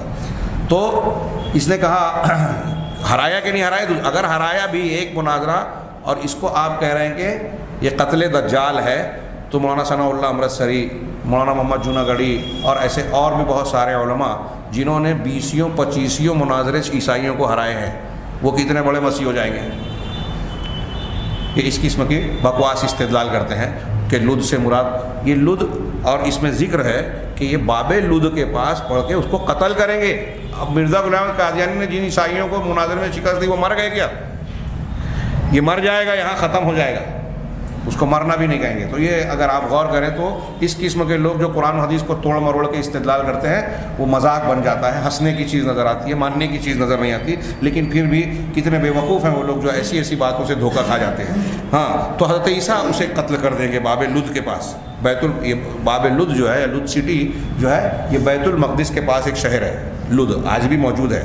ہاں، ثم یاتی عیسیٰ ابن مریم، پھر حضرت عیسیٰ ابن مریم آئیں گے کے پاس ایک قوم آئے گی جن کو اللہ تبارک و تعالیٰ نے حضرت عیسیٰ دجال کے فتنے سے بچایا رکھا ہوگا۔ حضرت عیسیٰ علیہ السلام ان کے چہروں پر ہاتھ پھیریں گے اور بتائیں گے کہ تم نے جو دجال کے فتنے میں ایمان پر ثابت قدمی رکھی ہے اس کے بدلے میں جنت میں اللہ تعالیٰ تمہیں کیسے درجات سے نوازے گا۔ اس روایت کا کچھ حصہ، یہاں سے آگے بھی کچھ حصہ ہے وہ انہوں نے یہاں چھوڑ دیا، انشاءاللہ اگلے درس میں ضرورت رہی تو اس سے متعلق جو یاجوج ماجوج سے متعلق ہے بیان کریں گے اور وہاں بھی آئے گا۔ ہاں، آخر میں انہوں نے ایک حدیث بیان کی کہ اللہ کے نبی صلی اللہ علیہ وسلم نے اپنی امت کو ہر نماز کے آخر میں دجال کے فتنے سے بچنے کے لیے دعا سکھائی۔ حضرت عائشہ کی بھی روایت ہے، حضرت ابو ہریرہ کی بھی، دعا کے الفاظ الگ الگ ہیں لیکن مسیح دجال کا ذکر سب میں ہے۔ اللہ کے رسول نے فرمایا کہ جب تم میں سے کوئی شخص آخری تشہد سے فارغ ہو جائے، التحیات وغیرہ پڑھ لے، تو اس کے بعد یہ اللہ تعالیٰ سے 4 چیزوں سے پناہ طلب کرے، 4 چیزوں سے اللہ کی پناہ میں آئے۔ ہاں، جہنم کے عذاب سے، قبر کے عذاب سے، زندگی اور موت کے فتنوں سے، اور مسیح دجال کے شر سے پناہ مانگے۔ یہ گویا ہم کو بتایا گیا ہے کہ ہر نماز کی آخری میں ہم یہ دعا مانگے، اس سے اس کی اہمیت کا ہم اندازہ لگا سکتے ہیں۔ اس سے متعلق کچھ اور بھی گفتگو لوگ کرتے ہیں، مثال کے طور پہ صرف اشارہ کر دوں کہ صحیح مسلم اور حدیثوں میں ابن سیاد ایک شخصیت کا ذکر ہے جو اللہ کے رسول صلی اللہ علیہ وسلم کے زمانے میں تھا، اور صحابہ کو خود رسول اللہ صلی اللہ علیہ وسلم کو شروع میں اس کے بارے میں شک تھا کہ اس کی حقیقت کیا ہے۔ ہاں، ابن تیمیہ اور دوسرے علامہ ابن کثیر اور دوسروں نے، ابن حجر اور دوسرے محققین نے حدیثوں کی بنیاد پہ کہا کہ وہ اس کے پاس کہانت تھی، یہودی خاندان کا آدمی تھا، اللہ کے رسول صلی اللہ علیہ وسلم کے زمانے میں مدینہ میں پیدا ہوا لیکن آپ کے جیتے جی ایمان نہیں لایا۔ آپ نے اس سے ایک مرتبہ سوال بھی کیا کہ میں نے دل میں کچھ بات چھپا رکھی ہے، سوچ رکھی ہے، تم بتاؤ۔ تو اس نے کہا دخ، یہ صحیح مسلم کی حدیث ہے، کہا دخ، تو کہا تو ذلیل ہو، تو اپنی حد سے آگے نہیں بڑھ سکتا۔ تو یہ کہانت جانتا تھا، کہانت کہتا تھا، اور کئی لوگ اس کو دجال سمجھنے لگے تھے۔ تو اس نے حضرت ابو سعید خدری سے خود کہا کہ میرا جی چاہتا ہے کہ لوگ مجھ پر جو الزام لگاتے ہیں، مجھ کو دجال سمجھتے ہیں، میں اپنے آپ کو پھانسی لگا لوں، لوگ میرے ساتھ کھانا نہیں کھاتے، میرے ساتھ اٹھتے بیٹھتے نہیں، وغیرہ وغیرہ۔ لیکن تحقیق یہ کہتی ہے، بعض صحابہ کرام قسم کھا کے کہتے تھے کہ یہی دجال ہے، لیکن یہ ان کو پتہ نہیں تھا۔ اس اختلاف کی وجہ سے کچھ لوگ اس کا انکار کرنے کی کوشش کرتے ہیں، لیکن اس کا جواب علماء نے دیا کہ بعض صحابہ کرام کو اس کی تفصیل نہیں معلوم تھی، خود نبی کریم صلی اللہ علیہ وسلم کو اس کی تفصیل شروع میں معلوم نہیں تھی، اس کی تفصیلات ہیں، لیکن بعد میں یہ بات واضح ہو گئی، اور خود ابن سیاد نے بھی یہ بات کہی کہ اس کا نام صافی اور بعض روایتوں میں عبداللہ بھی ہے، صافی اس کا نام تھا، یہودی تھا پہلے. ہاں اس نے خود کہا کہ دجال کہاں ہے، اس کے والدین کون ہیں اور وہ کہاں رہتا ہے یا کہاں بندھا ہوا ہے، سب میں جانتا ہوں. یہ بھی اس سے مروی ہے. لیکن یہ بات متحقق ہے کہ اللہ کے نبی صلی اللہ علیہ وسلم کی وفات کے بعد یہ مسلمان ہو گیا تھا. تو علماء کہتے ہیں، ابن کثیر، ابن حجر وغیرہ، علامہ ابن تیمیہ، کہ اب وہ بظاہر مسلمان ہو گیا تو یہ تو طے ہے کہ وہ صحابی نہیں ہے، وہ صحابی نہیں ہے، کیونکہ اللہ کے نبی صلی اللہ علیہ وسلم کے سامنے ایمان نہیں لایا تھا. ہاں اور ان کے بیٹے کبار تابعین میں شمار ہوتے ہیں. عمارہ ابن سیاد، ان کے ابن سیاد کے جو بیٹے ہیں بہت بڑے تابعی ہیں، بڑے عالم ہیں، ان سے کئی حدیثیں لوگوں نے بخاری مسلم میں بھی ان سے حدیثیں مروی ہیں. تو بہرحال اس کے بیٹے تابعی ہیں. ان کے بارے میں تحقیق یہ کہتی ہے کہ وہ نہیں ہے. میں نے اس کا تذکرہ صرف اس لیے کیا کہ ان کے بارے میں یہ کہا جاتا ہے کہ بعض لوگ جو دجال کے تعلق سے شکوک و شبہات پیدا کرتے ہیں وہ ان روایتوں کو بہانہ بنا کے کہتے ہیں کہ دیکھو صحابہ کرام میں بھی اس کے بارے میں اختلاف تھا، وہ سمجھتے تھے کہ دجال اسی وقت آ گیا ہے. خود ابن سیاد کہتا ہے کہ اللہ کے رسول نے کہا ہے کہ مدینے میں دجال نہیں آئے گا. مدینہ اور میں تو مدینہ میں پیدا ہوا. اللہ کے رسول نے فرمایا کہ دجال کی کوئی اولاد نہیں ہوگی، میری اولاد بھی ہے. بہرحال یہ وہ دجال نہیں ہے. شروع میں یہودی تھا، کاہن تھا، بعد میں مسلمان ہوا، اور پھر اس کے بعد ان کا معاملہ کیا ہوا اللہ بہتر جانتا ہے. یہی ہمارے محقق سلف کا قول ہے. اللہ تبارک و تعالیٰ سے دعا ہے کہ وہ ہمیں صحیح عقیدہ سمجھنے اور اس کے مطابق زندگی گزارنے کی توفیق عطا فرمائے. وآخر دعوانا ان الحمد للہ رب العالمین.